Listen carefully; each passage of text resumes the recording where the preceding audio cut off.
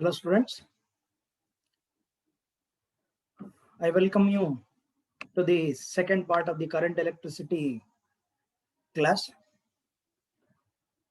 In fact, I wanted to complete the second part in one shot, but the time required will be more. Therefore, I will be sending one more video. Therefore, part 3 will be there.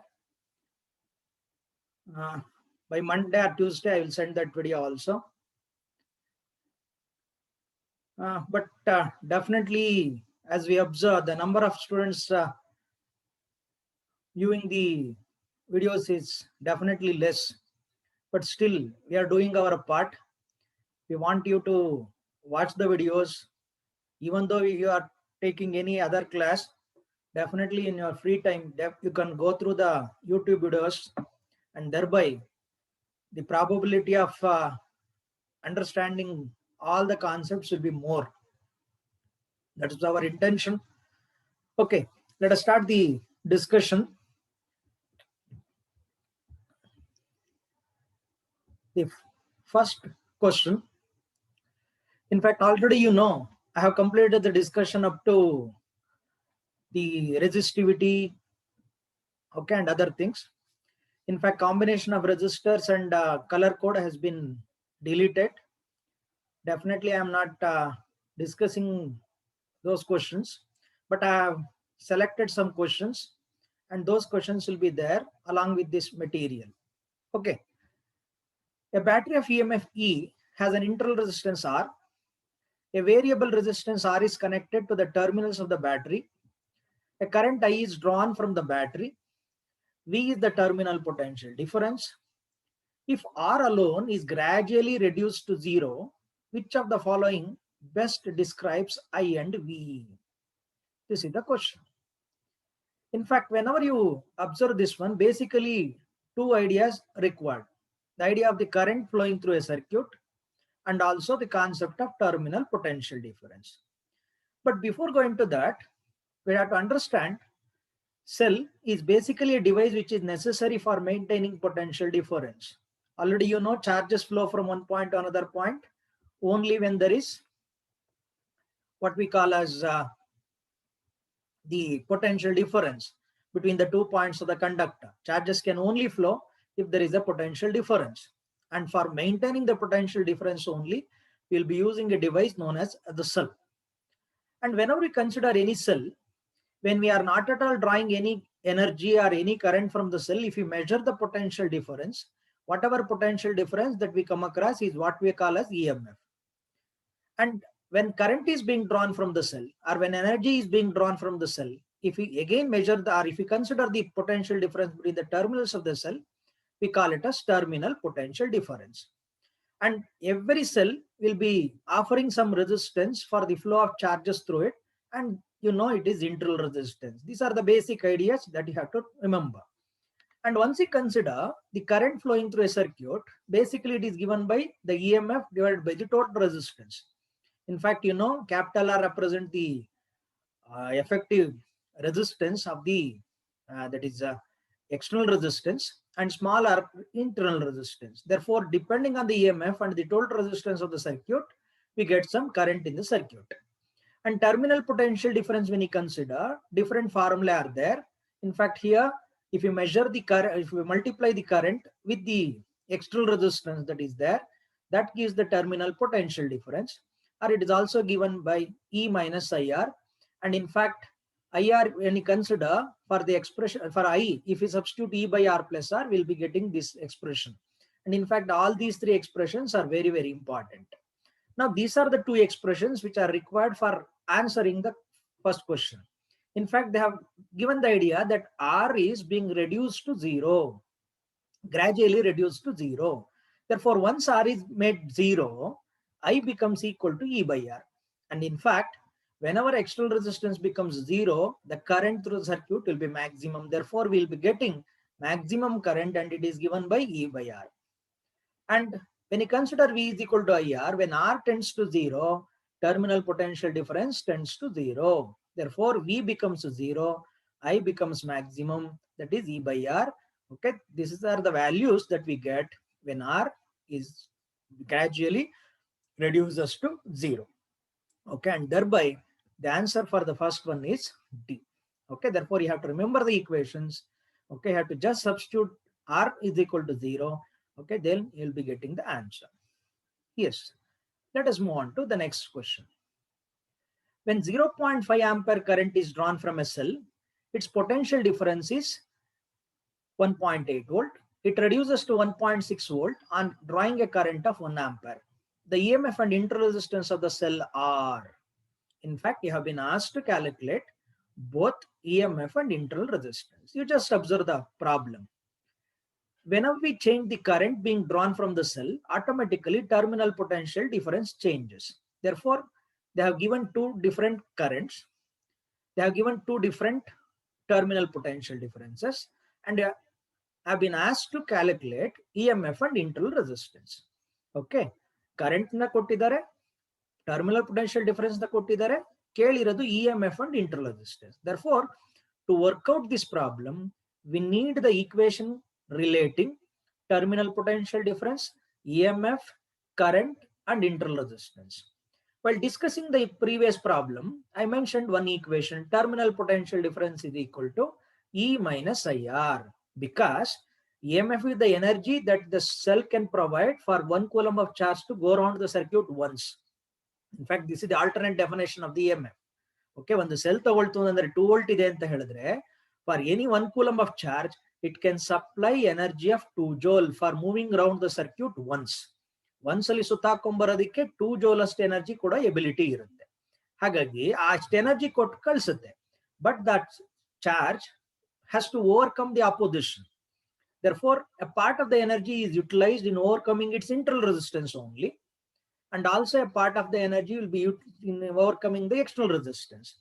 Whatever energy that potential drops across the external resistance is what we are calling as terminal potential difference. Therefore, for this problem, you have to use V is equal to E minus IR.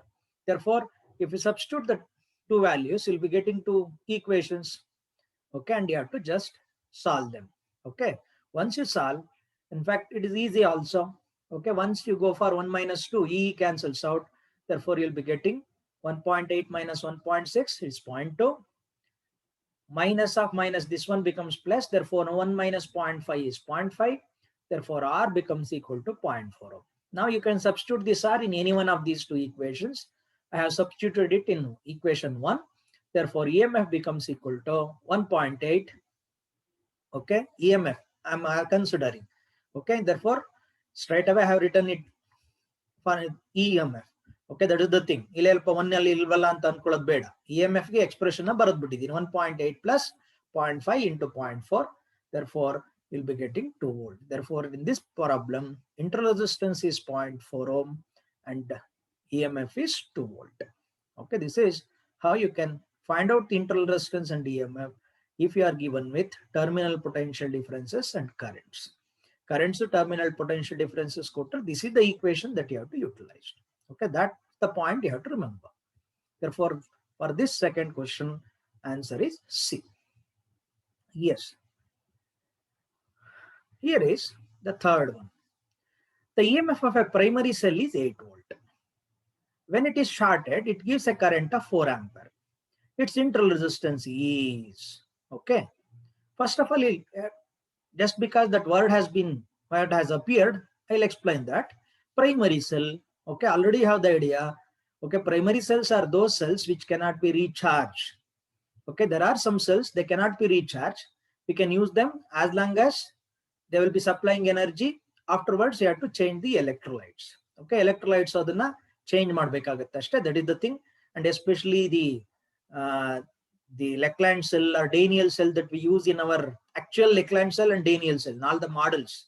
Okay, Lackland cell and Daniell cells that are used in practicals are basically primary cells. Okay, after certain usage, once the potential drop across the cell reduces to a very low value, we'll be replacing the electrolyte. Okay, now the cell is being shorted. Okay, this is another important point you have to remember. Wherever you come across the word shorted, you have to understand you are creating a path of negligible resistance. That means you are making external resistance 0.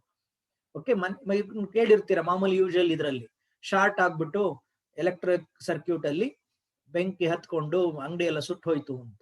Okay, basically what happens is conductors will be there, insulation will be there. Whenever we have not used a good quality conductor for wiring, then what actually happens is because of the continuous heat that is generated in the coil, insulation may melt, and therefore the two conductors come in direct contact, and thereby suddenly large current starts flowing through that part, and therefore it brings about the fire. Okay, this is short circuit. Okay, short circuit is making external resistance negligible or zero. Okay, that means R is becoming zero, and we have been given with the current. In fact, already I explained, whenever R is zero, the current through the circuit will be maximum current flows once the external resistance is zero. Okay, and once this happens, okay, internal resistance we can easily calculate. Okay, in fact, you can understand I is equal to E by R plus R is there. Now we have to put R is equal to 0. Therefore, simply E by R is there. Okay, therefore, if you directly have to remember this one, in fact, writing the expression is not at all required. Okay, ಅದನ್ನ ಹೇಳ್ಕೊಟ್ಟಿದೆ previous videos ಅಲ್ಲಿ, ಹಾಗಾಗಿ ನಾನು ಅದನ್ನ ತಿರ್ತಿರ್ಗ mention ಮಾಡ್ತಾ ಇಲ್ಲ. Okay, always you have to remember the initial formula in your mind. You have to go for only substitution. Okay, therefore E by I will be the formula for internal resistance. Therefore 8 by 4, it is 2 ohm, and the answer is A. Yes. Now let us move on to the next one. For a cell, the terminal PD is 2.2 volt when the circuit is open. Okay, you have to read the questions carefully. Okay, especially some of the words will be giving some important ideas. Okay, if you can identify it, it becomes easy for you to work out that question.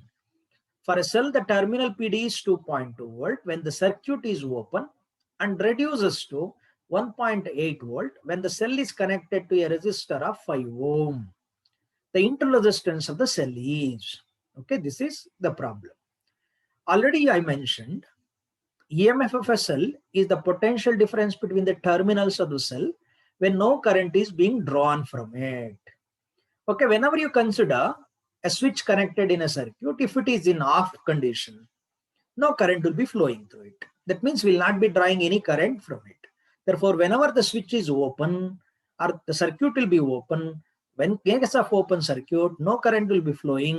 Therefore, terminal potential difference is nothing but EMF. Therefore, instead of directly mentioning that EMF is 2.2 volt, okay, open circuit, that idea has been used. Therefore, EMF in this case is 2.2 volt. And terminal potential difference with 5 ohm resistor has been given, and internal resistance you have to calculate. Okay, now if you have understood the three formula that I had given, you can easily work out this one. EMF is there, 2.2 volt. Terminal potential difference, external resistance value is there. Internal resistance is required. Already I mentioned the equation V is equal to IR. I is E by R plus R. ಹಾಗಾಗಿ ER by R plus R. ನೋಡಿ, V ಇದೆ, E ಇದೆ, capital R ಇದೆ. ಇಲ್ದಲ್ಲಿ ಕಂಡುಹಿಡಿಬೇಕಾಗಿರೋದು small r. Therefore, this is the equation. Okay, ಅಷ್ಟು ನಿಮ್ಗೆ idea ಬಂದ್ಬಿಡ್ಬೇಕು. Now, in open circuit, V is equal to EV. Therefore, 2.2. In closed circuit, V will be less than E. That's also another point you must remember. Terminal potential difference becomes less than EMF. Okay, that is 1.8 volt. Formula is there. Substitution ಮಾಡುತ್ತೆ. Okay, therefore 5 plus R. Cross multiply ಮಾಡ್ಕೊಂಡಿದೆ. ಇದು 1.8 ನ 2.2 ಇದೆ ನೋಡಿ. Decimals ನ shift ಮಾಡ್ಕೊಂಡು ಒಂದೇ ಸಲ 11/9 ಅಂತ ಬರ್ಕೊಳ್ತು. Okay, 2 11s are 2 9s are. Okay, ಹಾಗಾಗಿ 55/9 ಅವ್ರು ಆಕ್ಚುಲ್ ಆಗಿ ಫ್ರಾಕ್ಷನ್ಸ್ ಕೊಟ್ಟಿರೋದ್ರಿಂದ ಡೆಸಿಮಲ್ಸ್ ಅವಶ್ಯಕತೆ ಬರ್ತಾ ಇಲ್ಲ ಇಲ್ಲಿ. 55/9 minus 5, ಹಾಗಾಗಿ 55 minus 45/9, therefore 10/9 ohm is the answer. ನೋಡಿ, all the three formula have been used. Okay, ಬೇರೆ cases ಅಲ್ಲಿ. Therefore, depending on the question, you have to use a particular formula. But general expressions are the two. I expression for I, expression for terminal potential difference. Okay, cells ಮೇಲೆ ಕೇಳ್ತು ಅಂದ್ರೆ ಇವೆರಡರ ಇದ್ರ ಮೇಲೆ ಕೇಳೋವಂಥ chances ಕೇಳಲೇಬೇಕು. ಹಾಗಾಗಿ ಆ ಎಷ್ಟು ideas ಕೂಡ ನಿಮಗೆ ಜ್ಞಾಪಕ ಇರಬೇಕು. Therefore, in this case, the answer is C. Okay. Next, let us move on to fifth one. Current I in the circuit is, okay, if you just observe here, 3 resistors have been connected in the form of a triangle. In fact, according to the syllabus, combination of resistors has been removed. Okay, but in some cases we come across some problems where a series and parallel combination will be there. Okay, ಹಾಗಾಗಿ ಇದು avoid ಮಾಡ್ಬಿಡ್ಬೋದು. ಆದ್ರೆ general idea ಗೊತ್ತಿರುತ್ತೆ, you have studied these things in high school. Okay, ಹಾಗಾಗಿ ಆ concept ನ apply ಮಾಡೋಕ್ಕೂ ಅವಕಾಶ ಇರುತ್ತೆ. ಡೈರೆಕ್ಟ್ ಆಗಿ ನಿಮ್ಗೆ ಕೇಳ್ದಲೇ ಇದ್ರು ಕೂಡ for you may be has to use the idea. Okay, ಹಾಗಾಗಿ ಒಂದು ಪ್ರಾಬ್ಲಮ್ ನ ಹಾಕಿದೆ ಕಾಂಬಿನೇಷನ್ಸ್ ಅಲ್ಲೂ ಕೂಡ. ಅದ್ರ ಡೈರೆಕ್ಟ್ ಆಗಿ ಕಾಂಬಿನೇಷನ್ ಎಫೆಕ್ಟಿವ್ ರೆಸಿಸ್ಟೆನ್ಸ್ ಕೊಡುವಂತ ಪ್ರಾಬ್ಲಮ್ ಬರೋ ಚಾನ್ಸಸ್ ಕಮ್ಮಿ. ಓಕೆ, ಬರೀ ಸೀರೀಸ್ ಪ್ಯಾರಲಲ್ ಕೊಡುವಂತ ಚಾನ್ಸಸ್ ಇರಲ್ಲ.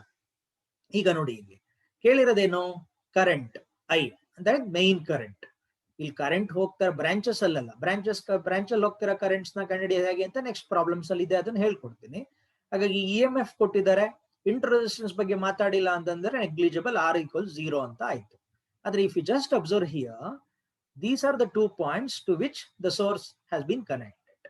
ಹಾಗಾಗಿ ಈ ಎರಡು ಕಾಮನ್ ಪಾಯಿಂಟ್ಸ್ಗೆ ಈ ಎರಡದ್ದು ಸೀರೀಸ್ ಅಂದ್ರೆ 15 and 45 series combination has been connected parallel to 30 ohm. Okay, triangle ತರ ಕಾಣಿಸ್ತಾ ಇದೆ ಅಂತ ತಕ್ಷಣ ನಾನು ಅಬ್ಸರ್ವ್ ಮಾಡಬೇಕು, this and this are the common points between which both have been connected. ಇದು ಸೀರೀಸ್ ಕಾಂಬಿನೇಷನ್, ಇದು ಸಿಂಗಲ್ ರೆಸಿಸ್ಟರ್. ಹಾಗಾಗಿ 15 + 45 60 ohm, ಇದು 30 ohm. ನೋಡಿ, ಕೆಲವು ವ್ಯಾಲ್ಯೂಸ್ಗಳು ನೀವು ಚೆನ್ನಾಗಿ ಜ್ಞಾಪಕ ಇಟ್ಕೊಳ್ಬೇಕು. 3 and 6 ಆಯ್ತು ಅಂದ್ರೆ parallel combination R1 R2 / R1 + R2 ನಲ್ಲಿ ಏನಾಗುತ್ತೆ, 6 × 3 / 6 + 3 ಅಂದ್ರೆ 2 ಆಗುತ್ತೆ. ಹಾಗಾದ್ರೆ 60 and 30 ಅಂತ ತಕ್ಷಣನೇ 60 × 30 / 90 ಅಂತ ತಕ್ಷಣ immediately you can understand it is 20 ohm. ನೋಡಿ, ಇದು ಮೈಂಡ್ ಅಲ್ಲೇ ಕ್ಯಾಲ್ಕುಲೇಷನ್ ಮಾಡಬೇಕು. But I have shown the calculation, that is different. But for working out more problems you have to use the idea. Okay, mind game ಕೂಡ competitive examination. ಹಾಗಾಗಿ ನೀವು mind ನ ಎಷ್ಟು fast ಆಗಿ ಉಪಯೋಗಿಸ್ಕೊಂಡು ಕರೆಕ್ಟ್ ಆಗಿ ವರ್ಕ್ಔಟ್ ಮಾಡ್ತಿರೋ, that will be more marks you can always score. ಹಾಗಾಗಿ 60 30 parallel, okay, ಅದು 20 ಆಗುತ್ತೆ. ಓಕೆ, ನಾ ಹ್ಯಾವ್ ಶೋನ್ ಇಟ್ 20 ohm. ಈಗ ಡೈರೆಕ್ಟ್ ಆಗಿ don't write the formula, already have given the idea. 20 ohm effective resistance, internal resistance ಇಲ್ಲ. ಹಾಗಾಗಿ 2/20 it is 0.1 ampere, that is 1/10 ampere. Okay, 1/10 ampere. Okay, 0.10 ampere ಅಂತ ಬರ್ಕೊಳ್ತು, but 1/10 that is the value they have given. Therefore, for this, it is C. Okay, I hope you understood it. Okay, 45, 30, 45 and 50 series allide, and the series has been connected parallel to 30. 20 ohm becomes the effective external resistance, internal resistance 0. Therefore, 1/2 10 ampere is the current. Now, here is a graphical question, graph related question. Okay, already while discussing the previous chapters also given this idea. Okay, ಹಾಗಾಗಿ graphs ತುಂಬಾ important ಆಗುತ್ತೆ. ಕೆಲವು graphs direct ಆಗಿ text book ಇಲ್ದಲೇ ಇದ್ರು ಕೂಡ, what ever equations that we have, from that we can understand what will be the nature of the graph. Okay, ಅದನ್ನ identify ಮಾಡೋಕ್ಕೂ ಕೇಳಕ್ ಅವಕಾಶ ಇದೆ. ಓಕೆ, ಡೈರೆಕ್ಟ್ ಆಗಿ ಕೇಳದಲೇ ಇದ್ದಾಗ ಇದನ್ನ ಇನ್ನೊಂದು ಸ್ವಲ್ಪ ಹೈಯರ್ ಆರ್ಡರ್. ಓಕೆ, ಅದೇ ಕಾನ್ಸೆಪ್ಟ್ ಗ್ರಾಫ್ದೆ, ಆದ್ರೆ ಸ್ವಲ್ಪ ಹೈಯರ್ ಆರ್ಡರ್ ಕ್ವಶನ್ ಆಗುತ್ತೆ. ನಾವು you have to work out this one. ಏನಿದೆ ಅಂತ ನೋಡೋಣ. A cell having an EMF E and interresistance R is connected across a variable external resistance R. As the resistance R is increased, the plot of the potential difference V across R is given by. That means basically terminal potential difference versus external resistance value has been plotted. Okay, graphs ಗಳನ್ನ ನೋಡಿದ ತಕ್ಷಣನೇ ನಮ್ಗೆ ಒಂದೇ ಸಲ ಏನಿದೆ ಅಂತ idea ಕಂಡಿಡ್ಕೊಳಕ್ ಆಗಲ್ಲ, ಯಾಕಂದ್ರೆ ಗೊತ್ತಿಲ್ಲ ನಮ್ಗೆ. ಯಾಕೆ ಈ ಗ್ರಾಫ್ ನಿಮ್ಮ NCERT ಟೆಕ್ಸ್ಟ್ ಬುಕ್ ಅಲ್ಲಿ ಎಲ್ಲೂ ಕೊಟ್ಟಿಲ್ಲ, but question has been asked. Okay, therefore now you have to understand what will be the nature of the graph. How to work out this? First of all, let us consider the idea. Terminal potential difference is equal to V is equal to I into R is equal to ER by R plus R ಅಂತ ಕೊಟ್ಟಿದೆ. ಈಗ R is being increased ಅಂತ ಹೇಳ್ತಾ ಇದ್ದಾರೆ, ಹೌದಾ? ಹಾಗಾಗಿ R ಗೆ 0 substitution ಮಾಡಿದ್ರೆ V is equal to IR ಪ್ರಕಾರ ಏನಾಗುತ್ತೆ? ಇದು ಬೇರೆ ಫಾರಂ ಇರ್ಬೋದು, ಈಗ ನಂಗೆ ಸದ್ಯಕ್ಕೆ ತಕ್ಷಣ ಅದು ಬೇಡ. ಓಕೆ, ಆದ್ರೆ ಎಲ್ಲಾ ಈಕ್ವೇಶನ್ಸ್ ಬರ್ದಿದ್ದೀನಿ ಅಷ್ಟೇ, ಯಾಕಂದ್ರೆ ನಾವು ಫಸ್ಟ್ ಬರ್ಕೊಂಡಾಗ ನಮ್ಗೊಂದು ಐಡಿಯಾ ಸಿಗುತ್ತೆ ಯಾವ್ದು ಉಪಯೋಗಿಸ್ಕೊಂಡ್ರೆ ಅನುಕೂಲ ಅಂತ. ಈಗ R is equal to 0 ಆದ್ರೆ Automatically when R becomes 0, V becomes 0. Hagadre, when external resistance is 0, terminal potential difference will be 0. Okay. ಹಾಗಾಗಿ ಟರ್ಮಿನಲ್ ಪೊಟೆನ್ಷಿಯಲ್ ಡಿಫರೆನ್ಸ್ 0 ಆಯ್ತು. ಅಂದ್ರೆ ಅರ್ಥ ಏನು? R is equal to 0 ಇದ್ದಾಗ V is equal to 0 ಇರಬೇಕು. ಅಂದ್ರೆ ಆ ಸ್ಟಾರ್ಟಿಂಗ್ ಪಾಯಿಂಟ್ ಅಲ್ಲಿ R 0 ಇದ್ದಾಗ ವಿನು ಕೂಡ 0 ಆಗಿರ್ಬೇಕು. ಅಂದ್ರೆ ನೀವು ಆ ಗ್ರಾಫ್ಸ್ ಅಲ್ಲಿ ಯಾವ್ಯಾವ್ದನ್ನ ಎಲಿಮಿನೇಟ್ ಮಾಡಬಹುದು ನೋಡ್ಕೊಬಹುದು. ಬರೀ ಅಷ್ಟೊಂದ್ರೆ ಸಾಕಾಗಲ್ಲ ನಮ್ಗೆ. Next V is equal to at R is equal to infinity. Okay, R is equal to infinity ಆಯ್ತು ಅಂತ ತಕ್ಷಣನೇ when external resistance becomes infinite, no current can flow through it. In fact, it is making basically the circuit open ಅಂತ. Open circuit ಅಂತಂದ್ರೆ ಏನಾಗುತ್ತೆ? Infinite resistance ಬಂದಂಗ ಆಗುತ್ತೆ. ಹಾಗಾಗಿ infinite resistance ಬಂದಾಗ ಕರೆಂಟ್ 0. ಕರೆಂಟ್ 0 ಆದಾಗ V is equal to E minus IR equation ಇದೆ ನಮ್ಗೆ. ಹಾಗಾಗಿ R ಇನ್ಫೈನೈಟ್ ಮಾಡ್ತು ಅಂದ ತಕ್ಷಣನೇ I 0 ಆಗಿ terminal potential difference equal to EMF. ಅಂದ್ರೆ R ಇನ್ಫಿನಿಟಿ ಆದಾಗ okay V should be almost all equal to E. ಅಂದ್ರೆ 0 ನಲ್ಲಿ ಇದ್ದಿದ್ದು R ಇನ್ಫಿನಿಟಿ ಹೋದಾಗ V E ನ ರೀಚ್ ಆಗ್ಬೇಕು. Okay, this is the idea. ಆಮೇಲೆ ಇನ್ನೊಂದು ಇಂಪಾರ್ಟೆಂಟ್ ಏನು ಅಂತ ಹೇಳಿದ್ರೆ, ಈ ಈಕ್ವೇಶನ್ ಪ್ರಕಾರ ER by R plus R ಪ್ರಕಾರ as R increases, V increases. Okay, V increase ಆಗ್ತಾ ಹೋಗುತ್ತೆ. ಅಂದ್ರೆ V increases from 0 to E. Okay, ಈಗ ಇನ್ನೊಂದ್ಸಲಿ ವಾಪಸ್ ಗ್ರಾಫ್ ನ ನೋಡೋಣ ಏನೇನಿತ್ತು ಅಂತ. ನೋಡಿ, ಫಸ್ಟ್ ಗ್ರಾಫ್ ಅಲ್ಲಿ ಏನಾಗಿದೆ? R is equal to 0, V is equal to E. This is not the condition we have got. At R is equal to 0, V should be 0. ಹಾಗಾಗಿ ಈ ಗ್ರಾಫ್ ನ ರಿಮೂವ್ ಮಾಡಿದ್ದಾಯ್ತು. ಆಯ್ತಾ? Next R is equal to infinity ಆದಾಗ V should be equal to E ಅಂತ. Okay, ಆ condition ಬಂತು ಅಂದ ತಕ್ಷಣನೇ ನೋಡಿ ಇಲ್ಲಿ R ಇನ್ಫಿನಿಟಿ ಆಗಿ ಹೋದಾಗ ನೋಡಿ ಇದು ಪ್ಯಾರಲಲ್ ಲೈನ್ ತರ ಇದೆ. ಅಂದ್ರೆ ಇದ್ರ ಪ್ರಕಾರ ಏನಾಗುತ್ತೆ? as R becomes infinite, V becomes 0. ಅಂದ್ರೆ ನಾವೇನ್ ಗೊತ್ತಿದ್ವೋ ಅದಕ್ಕೆ ರಿವರ್ಸ್ ಕಂಡೀಷನ್. ಆದ್ರೆ ಇಲ್ಲಿ ಅಬ್ಸರ್ವ್ ಮಾಡಿದ್ರೆ ನೀವು R 0 ಇದ್ದಾಗ ವಿನು 0 ಇದೆ. ಇಲ್ಲಿ ಆಲ್ಮೋಸ್ಟ್ ಅಲ್ಲಿ ಪ್ಯಾರಲಲ್ ಆಗ್ತಾ ಹೋಗುತ್ತೆ. ನೋಡಿ ಇದು ಲೈನ್ ಬರ್ದಿದ್ದಾರೆ. ಹಾಗಾಗಿ ಇಲ್ಲಿ ಪ್ಯಾರಲಲ್ ಆಗಿ ಹೋಗಿದ್ದು ಇನ್ಫೈನೈಟ್ ವ್ಯಾಲ್ಯೂ ಬಂದಾಗ it touches this graph. Okay, ಈ ಸ್ಟ್ರೈಟ್ ಲೈನ್ ನ ರೀಚ್ ಆಗುತ್ತೆ at infinite value of resistance. ಹಾಗಾಗಿ ಇನ್ಕ್ರೀಸ್ ಆಗ್ತಾ ಇದೆ. ಇನ್ಕ್ರೀಸ್ ಇಸ್ ನಾಟ್ ಲೀನಿಯರ್, ಲೀನಿಯರು ಅಲ್ಲ. ಓಕೆ, ಹಾಗಾಗಿ ಇದು variation. This is the one which is correctly representing the graph. ನೋಡಿ ಆ ಕಂಡೀಷನ್ಗಳು ಏನು? R 0, R ಇನ್ಫೈನೈಟ್ ಅಂದ ತಕ್ಷಣನೇ ಫಸ್ಟ್ ಲಾಸ್ಟ್ ವ್ಯಾಲ್ಯೂ ಗೊತ್ತಾಯ್ತು. ಮಧ್ಯದಲ್ಲಿ ವ್ಯತ್ಯಾಸ ಆಗುತ್ತೆ, ಇನ್ಕ್ರೀಸ್ ಆಗ್ತಾ ಹೋಗುತ್ತೆ ಅನ್ನೋದು ಗೊತ್ತಿದೆ ನಮ್ಗೆ. ಹಾಗಾಗಿ 0 ನ ಇದ್ದಿದ್ದು ಈ ತನಕ ಇನ್ಕ್ರೀಸ್ ಆಗ್ಬೇಕು. ಆದ್ರೆ ಇಲ್ಲಿ ಅಬ್ಸರ್ವ್ ಮಾಡಿದ್ರೆ ಇನ್ಕ್ರೀಸ್ ಆಗಿದ್ದು ತಿರ್ಗಾ ವಾಪಸ್ಸು 0 ಆಗ್ಬಿಡ್ತಾ ಇದೆ. ಯಾವ್ದೋ ಒಂದು value of the resistance which is practically not possible. Continuously increasing V increasing linearly with R is also not possible. Okay, therefore for this question the answer is B.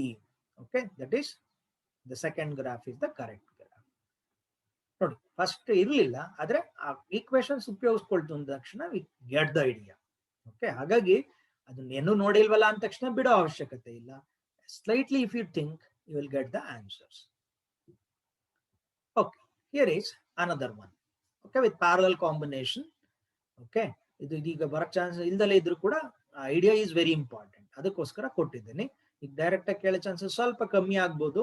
Okay, ಆದ್ರೆ cell ಅದನ್ನ ಹಾಕೋದ್ರಿಂದ ಕೊಡೋಕ್ ಅವಕಾಶ ಇದ್ರೂ ಇರ್ಬೋದು. ಹಾಗಾಗಿ ಆ ಆಂಬಿಗಿಟಿ ಬೇಡ ಅಂತ ಹೇಳ್ಬಿಟ್ಟು ಕೆಲವು ಕ್ವಶನ್ ಹಾಕೊಂಡಿದ್ದೀನಿ. Now, he just the value of I in the circuit shown is, now 1 ampere has been given as the main current. I is the current that we have to calculate. And in fact, it is the current passing through 60 ohm resistor. And in fact, if you just observe here, 15 and 5 are in series, 10 ohm, 60, 15 plus 5, 20, and 10. These three are in parallel. Okay, the parallel alli ide ee moor resistors. And the parallel combination. Parallel combination the important idea. ನಾನು ಇವನ್ ಇದನ್ನ capacitors discuss ಮಾಡುವಾಗಲೂ ಇದನ್ನ ಹೇಳಿತ್ತು. Okay, series combination ತಗೊಳ್ತು ಅಂತಂದ್ರೆ it divides the voltage ನ divide ಮಾಡುತ್ತೆ. ಆದ್ರೆ parallel combination ತಗೊಳ್ತು ಅಂದ್ರೆ it keeps the same voltage, but capacitor ಆದ್ರೆ ಚಾರ್ಜ್ ವ್ಯತ್ಯಾಸ ಆಗ್ತಾ ಇತ್ತು, ಇಲ್ಲಿ ಕರೆಂಟ್ ವ್ಯತ್ಯಾಸ ಆಗುತ್ತೆ. there will be variation in the current flows depending on the resistance. But one important thing that you should remember is, in case of parallel combination, as the voltage remains constant, potential difference remains constant all along the combination, current will be inversely proportional to resistance. I is equal to V by R ತಾನೆ. ಹಾಗಾಗಿ V constant ಆಗೋಗೋದ್ರಿಂದ resistance ಜಾಸ್ತಿ ಇದೆಯಾ ಯಾವ್ದಾರ ಪಾರ್ಟ್ದು, ಅಲ್ಲಿ ಕಡಿಮೆ current ಹೋಗುತ್ತೆ. ಎಲ್ಲಿ minimum resistance ಇರುತ್ತೋ ಬ್ರಾಂಚ್ ಅಲ್ಲಿ, ಅಲ್ಲಿ ಮ್ಯಾಕ್ಸಿಮಮ್ ಕರೆಂಟ್ ಹೋಗುತ್ತೆ. Okay, therefore here current divides, okay, depending on the resistance of the branch. If you can use that idea, you can find out it. In fact, two methods are there for working out it. I will discuss both, whichever you feel easy. And in fact, I am giving both the methods because at the if the same question appears, okay, at that moment, okay, one method may appear to your mind, ಅದು ಜ್ಞಾಪಕ ಬರ್ಬೋದು. ಅದು ಬಂದ್ರೆ ಅದನ್ನಷ್ಟೇ ನೀವು ಉಪಯೋಗಿಸೋಕೆ ಸಾಧ್ಯ. ಹಾಗಾಗಿ ನಾನು ಇದನ್ನ ಡಿಸ್ಕಸ್ ಮಾಡ್ತಾ ಇದ್ದೀನಿ. ಎರಡು ಮೆಥಡ್ ಅಲ್ಲಿ ನೀವು ಯಾವ್ದನ್ನ ಬೇಕಾದ್ರೂ ಚೂಸ್ ಮಾಡ್ಕೊಳ್ಳಿ, but whichever you feel easy you adapt it. Okay, ಕೆಲವು ಸಲ ಏನಾಗುತ್ತೆ, ಫಸ್ಟ್ ಮೆಥಡ್ ನಾನು ಏನ್ ಹೇಳ್ಕೊಡ್ತೀನಿ ಅದೇ ಈಸಿ ಆಗ್ಬಿಡುತ್ತೆ. ಓಕೆ, ಸೆಕೆಂಡ್ ಮೆಥಡ್ ಕೂಡ ಅಪ್ಲೈ ಮಾಡೋಕೆ ಅವಕಾಶ ಇದೆ. ಫಸ್ಟ್ ಮೆಥಡ್ ಏನು ಅಂತ ನೋಡೋಣ. Already I mention the idea. In parallel combination, V remains constant. Therefore, current flowing through a branch is inversely proportional to resistance flowing through the branch. ಹಾಗಾಗಿ 3 branches ಇದೆ. I1 is to I2 is to I3 is equal to 1 over R1 is to 1 over R2 is to 1 over R3. Ratio problems convert ಮಾಡ್ಕೊಬಹುದು. That it is very easy. Okay, ಅದನ್ನ ಮಾಡ್ಕೊಳ್ತು ಅಂದಾಗ ನಮ್ಮ constants ಅವುಗಳ ಬಗ್ಗೆ ಯೋಚನೆ ಮಾಡೋಗೋದಿಲ್ಲ. ಹಾಗಾಗಿ ರೇಷಿಯೋ 1 over 60, 1 over 20, 1 over 10. 60 ಒಂದು 15 plus 5 ಇತ್ತಲ್ಲ, ಅದ್ರ 20 ಹಾಕೊಂಡಿದ್ದೀನಿ, 1/10. ನೋಡಿ, ಈ ತರ ಫ್ರಾಕ್ಷನ್ಸ್ ಇರೋದ ರೇಷಿಯೋಸ್ಗಳು ಬಂದಾಗ ಕಾಮನ್ ಮಲ್ಟಿಪ್ಲೈಯರ್ ಇಂದ ಮಲ್ಟಿಪ್ಲೈ ಮಾಡ್ಬಿಟ್ರೆ ಇಟ್ ಬಿಕಮ್ಸ್ ಈಸಿ. 60 ಇಂದ ಮಲ್ಟಿಪ್ಲೈ ಮಾಡ್ಬಿಟ್ರೆ ಇದು 60 ಬಂದ್ರೆ 1 ಆಯ್ತು, 60/20 3 ಆಯ್ತು, 60/10 6. ಹಾಗಾಗಿ ಈ ಫ್ರಾಕ್ಷನ್ಸ್ ಇದ್ದಿದ್ದ ರೇಷಿಯೋಸ್ಗಳನ್ನ ಡೈರೆಕ್ಟ್ ಆಗಿ ನಂಬರ್ಸ್ ಆಗಿ ಕನ್ವರ್ಟ್ ಮಾಡ್ಕೊಳ್ತು. ಓಕೆ, ಈ ಐಡಿಯಾಸ್ ಅಂದ್ರೆ ಏನಾಯ್ತು, I1 is to I2 is to I3 is 1 is to 3 is to 6. ಅಂದ್ರೆ ಆ ಕರೆಂಟ್ಸ್ ಏನಿದೆ ಬ್ರಾಂಚಸ್ ಅಲ್ಲಿ, ಅದು ratio 1 is to 3 is to 6 ರೇಷಿಯೋದಲ್ಲಿ ಡಿವೈಡ್ ಆಗ್ತಾ ಇದೆ. ಓಕೆ, ಅಲ್ಲಿ ಇದ್ದ ಕರೆಂಟ್ ಎಷ್ಟು, ಮೇನ್ ಕರೆಂಟ್ 1 ಆಂಪೇರ್. ಆ 1 ಆಂಪೇರ್ ಕರೆಂಟ್ ಈ ರೇಷಿಯೋದಲ್ಲಿ ಡಿವೈಡ್ ಆಗ್ಬೇಕು. ಆದ್ರೆ ನಮಗೆ ಕೇಳಿರೋದು ಯಾವುದು, ಫಸ್ಟ್ ಬ್ರಾಂಚ್, ಅಂದ್ರೆ I1 60 ಓಮ್ ಇರೋದ್ರಲ್ಲಿ, ಅದರಲ್ಲಿ ಕರೆಂಟ್ ಪ್ರಕಾರ 1. ಸೆಕೆಂಡ್ ಬ್ರಾಂಚ್ ಅಲ್ಲಿ 3 ಪಾರ್ಟ್, ಅಂದ್ರೆ ಇಲ್ಲಿ ಎಷ್ಟು ಹೋಗ್ತಾ ಇದೆಯೋ 60 ಓಮ್ ಅಲ್ಲಿ ಅದ್ರ ಡಬಲ್, 3 ಟೈಮ್ಸ್ ಅಷ್ಟು ಕರೆಂಟ್ ಫ್ಲೋ ಆಗ್ತಿದೆ. ಯಾಕೆ ಅಂತಂದ್ರೆ ಇದು 60, ಇದು 20, ಅಂದ್ರೆ 3 ಟೈಮ್ಸ್ ರೆಸಿಸ್ಟೆನ್ಸ್ ಕಮ್ಮಿ ಆಗಿದೆ. ಹಾಗಾಗಿ ಕರೆಂಟ್ 3 ಟೈಮ್ಸ್ ಜಾಸ್ತಿ ಆಗ್ತಿದೆ. ಯಾಕಂದ್ರೆ V = IR ತಾನೆ. V ಕಾನ್ಸ್ಟೆಂಟ್ ಆಗಿರ್ಬೇಕು ಅಂದ್ಮೇಲೆ R ಕಮ್ಮಿ ಆದಾಗ I ಜಾಸ್ತಿ ಆಗ್ಲೇಬೇಕು. Okay, that is the common idea. ಆಮೇಲೆ ಇಲ್ಲಿ 10 ಅಂದ್ರೆ ಇದೇ ಮಿನಿಮಮ್, ಅಲ್ಲೇ ಮ್ಯಾಕ್ಸಿಮಮ್ ಕರೆಂಟ್ ಹೋಗುತ್ತೆ. ಆದ್ರೆ ಈ ತರ ವರ್ಕ್ ಬಂದ ತಕ್ಷಣ ನಿಮಗೆ ಪ್ರೈಮರಿಯಲ್ಲೆಲ್ಲ ಹೇಳ್ಕೊಟ್ಟಿತ್ತಲ್ಲ ರೇಷಿಯೋ ಪ್ರಾಬ್ಲಮ್ಸ್, ಆ ತರ ಆಗೋಯ್ತು. Ratio 1 is to 3 is to 6 ಇದೆ ಅಂತಂದ್ರೆ ಸಮ್ ಆಫ್ ದ ರೇಷಿಯೋ ಎಷ್ಟು, 6 + 3 + 1 10. ಅಂದ್ರೆ ಅರ್ಥ ಏನು, if 10 ampere is the main current, 1 ampere passes through 60 ohm resistor. ಹಾಗಾದ್ರೆ 10 ಓಮ್ ಇದ್ರೆ 10 ಆಂಪೇರ್ ಇದ್ರೆ ಮೈನ್ ಕರೆಂಟ್ 1 ಆಂಪೇರ್ ಅಷ್ಟು ಕರೆಂಟ್ ಹೋಗೋದಾದ್ರೆ I ಅಷ್ಟು ಅಂದ್ರೆ I ಮೇನ್ ಕರೆಂಟ್ I ಎಷ್ಟು ಅಂತ. ಆದ್ರೆ ಈ ಲೈವ್ ವ್ಯಾಲ್ಯೂ ಎಷ್ಟಿದೆ, 1 ಅಂತ ಕೊಟ್ಟಿದ್ದಾರೆ ಅವರೇ. ಹಾಗಾಗಿ I 1 ಸಬ್ಸ್ಟಿಟ್ಯೂಷನ್ ಮಾಡ್ತು ಅಂದ ತಕ್ಷಣನೇ it becomes 0.1 ampere. Therefore, for this one, answer is 0.1. This is the one method. This is one method that you can always adopt. ನೋಡಿ, ಇಷ್ಟೆಲ್ಲ ಕ್ಯಾಲ್ಕುಲೇಷನ್ ಬೇಕಿಲ್ಲ. ಒಂದೇ ಸಲ ನೀವು ಇದು ಬಂದ ತಕ್ಷಣನೇ 1 is to 3 is to 6 ಅಂತ ಹಾಕೊಂಡ್ರೆ ಇಷ್ಟೆಲ್ಲ ನಾವು ಬರೆದಿರೋದು ನಿಮ್ಗೆ ಐಡಿಯಾ ಕೊಡೋಕ್ಕೋಸ್ಕರ ಅಷ್ಟೇ. ಅಷ್ಟೆಲ್ಲ ಬೇಕಿಲ್ಲ. ನಿಮ್ಗೆ ಗೊತ್ತಿತ್ತು ಅಂತಂದ್ರೆ you can easily work out this. Okay, ಬೇರೆ ಕರೆಂಟ್ಸ್ ಕೇಳಿದ್ರು ಕೂಡ ಇದೇ ಐಡಿಯಾನ ಅಪ್ಲೈ ಮಾಡ್ಬಿಟ್ರೆ ಮುಗಿದೋಯ್ತು. ಇನ್ನೊಂದು ಮೆಥಡ್ ಏನು ಅಂತಂದ್ರೆ, ಈಗ RP ಇದೆ ತಾನೆ, 1/60, 1/20, 1/10. Okay, 1 over RP. ಇಲ್ಲೂ ಕೂಡ ಅಷ್ಟೇ 60 ಕಾಮನ್ LCM ತಗೊಂಡಂಗೆ ತಗೊಂಡ್ಬಿಟ್ಟು ಸಿಂಪ್ಲಿಫೈ ಮಾಡ್ಕೊಳ್ಳೋದು. ಅಂದ್ರೆ 6 ಓಮ್ ಬಂತು. ಅಂದ್ರೆ RP is equal to 6 ohm. ಆದ್ರೆ ಒಂದು ಜ್ಞಾಪಕ ಇಟ್ಕೊಳ್ಳಿ, ಪ್ಯಾರಲಲ್ ಕಾಂಬಿನೇಷನ್ ಅಲ್ಲಿ V ಸೇಮ್ ಇರುತ್ತೆ ಅಂತ. ಹಾಗಾದ್ರೆ I1 into R1 must be equal to I into RP. Effective potential drop is equal to potential drop across individual. ಅದೇ ತರನೇ I2 IRP by R2 ಆಗುತ್ತೆ. ಹಾಗಾಗಿ ಯಾವ್ದ್ರದ್ದು ಬೇಕಾದ್ರೂ ಕಂಡುಹಿಡಿಬಹುದು, ಎಫೆಕ್ಟಿವ್ ರೆಸಿಸ್ಟೆನ್ಸ್ ನ ಕಂಡಿಡ್ಕೊಂಡ್ರೆ. ಓಕೆ, ಹಾಗಾಗಿ 1 into 6 Rp. 60 ohm is the resistance of the branch. 0.1 ampere. ನೋಡಿ ಇಲ್ಲೂ ಕೂಡ ಅದೇ ಆನ್ಸರ್ ಬಂತು. ಹಾಗಾಗಿ B. Whichever you feel easy you follow it, no problem. Okay, yes, here is another graphical idea related question. Which of the plots shown in figure may represent the thermal energy produced in a resistor in a given time as a function of the electric current? Okay, already while I'm mentioning the idea of short circuit, I use the idea of heat being generated. Any conductor you consider, it offers some, it basically offers some resistance for the current. Because of that opposition, heat is continuously generated. Heat generate ಆಗುತ್ತೆ. ಹಾಗಾಗಿ heat generate ಆಗೋದ್ರಿಂದ okay, ಆ generated ಆಗಿ heat ಕೆಲವು ಸಲ unwanted heat ನಮಗೆ ಬೇಕಿರಲ್ಲ. But sometimes that idea is used for generating actually the heat. Okay, ಈಗ ನಮ್ಗೆ ಹೀಟ್ ನಲ್ಲಿ ಕಾಯಿಲ್ಸ್ಗಳು ಬೇಕು ಅಂದಾಗ ನಮಗೆ ಹೀಟ್ ಬೇಕು, ಅದಕ್ಕೋಸ್ಕರ ಅದನ್ನು ಉಪಯೋಗಿಸ್ಕೊಳ್ತೀವಿ. ಆರ್ಡಿನರಿ ಕಂಡಕ್ಟರ್ಸ್ ಅಲ್ಲಿ ಹೀಟ್ ಜನರೇಟ್ ಆಗಬಾರ್ದು. ಹಾಗಾಗಿ ಅಲ್ಲೇನಾಗುತ್ತೆ, we use a conductor having minimum resistance. Conducting wires ಅಂತ ಹೇಳ್ತಂದ್ರೆ ರೆಸಿಸ್ಟೆನ್ಸ್ ತುಂಬಾ ಕಮ್ಮಿ ಇರಬೇಕು. ಆದ್ರೆ ಹೀಟೇ ಜನರೇಟ್ ಆಗಬೇಕು ಅಂತ ನಾವೇನಾರು ಅನ್ಕೊಂಡಿದ್ರೆ definitely we have to go for conductor having high resistance. High resistances use ಮಾಡ್ಬೇಕಾಗುತ್ತೆ.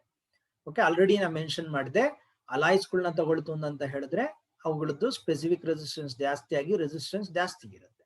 ಹಾಗಾಗಿ ಅಲಾಯ್ಸ್ ನಾನು ಉಪಯೋಗಿಸ್ಕೊಂಡು we can construct a coil. ಕಾಯಿಲ್ಗಳನ್ನ ಕನ್ಸ್ಟ್ರಕ್ಟ್ ಮಾಡ್ಬೋದು. ನೀವು ನೋಡಿರ್ತೀರ ಹಳೆ ಇನ್ಕ್ಯಾಂಡಿಸೆಂಟ್ ಬಲ್ಬ್ಸ್ ಅಲ್ಲಿ ಟಂಗ್ಸ್ಟನ್ ಫಿಲಮೆಂಟ್ ಇರ್ತಿತ್ತು. ಟಂಗ್ಸ್ಟನ್ದು ರೆಸಿಸ್ಟೆನ್ಸ್ ಜಾಸ್ತಿ. ಓಕೆ, ಹಾಗಾಗಿ ಅದನ್ನು ಉಪಯೋಗಿಸ್ಕೊಳ್ತಾ ಇತ್ತು. ಆದ್ರೆ ಅಲ್ಲಿ ಇನ್ನೊಂದು ಅಡ್ವಾಂಟೇಜ್ ಏನ್ ಸಿಗ್ತಾ ಇತ್ತು ಅಂದ್ರೆ ಟಂಗ್ಸ್ಟನ್ದು ಮೆಲ್ಟಿಂಗ್ ಪಾಯಿಂಟ್ ತುಂಬಾ ಜಾಸ್ತಿ ಇರ್ತಾ ಇತ್ತು. ಹಾಗಾಗಿ ಹೀಟ್ ಜನರೇಟ್ ಆದಾಗ ಟೆಂಪರೇಚರ್ ಜನರೇಟ್ ಜಾಸ್ತಿ ಟೆಂಪರೇಚರ್ ಹೈ ಹೋದಾಗ ಮೆಲ್ಟ್ ಆಗ್ಬಿಟ್ರೆ ನಮ್ಗೆ ಉಪಯೋಗ ಇಲ್ಲ. ಆ ತರ ಕೆಲವು ಕಂಡೀಷನ್ಸ್ಗಳು ಇರುತ್ತೆ. ಓಕೆ, ಇದನ್ನ ಇಲ್ಲಿ ಗ್ರಾಫ್ಗೆ ಕೇಳಿದ್ದಾರೆ, ಏನ್ ಈಕ್ವೇಶನ್ ಉಪಯೋಗಿಸ್ಕೊಂಡ್ರೆ ನಮ್ಗೆ ಅನುಕೂಲ ಆಗುತ್ತೆ ಅಂತ ನೋಡೋಣ. Heat generated U is equal to V into I into T. This is the general formula, one formula that you have to remember.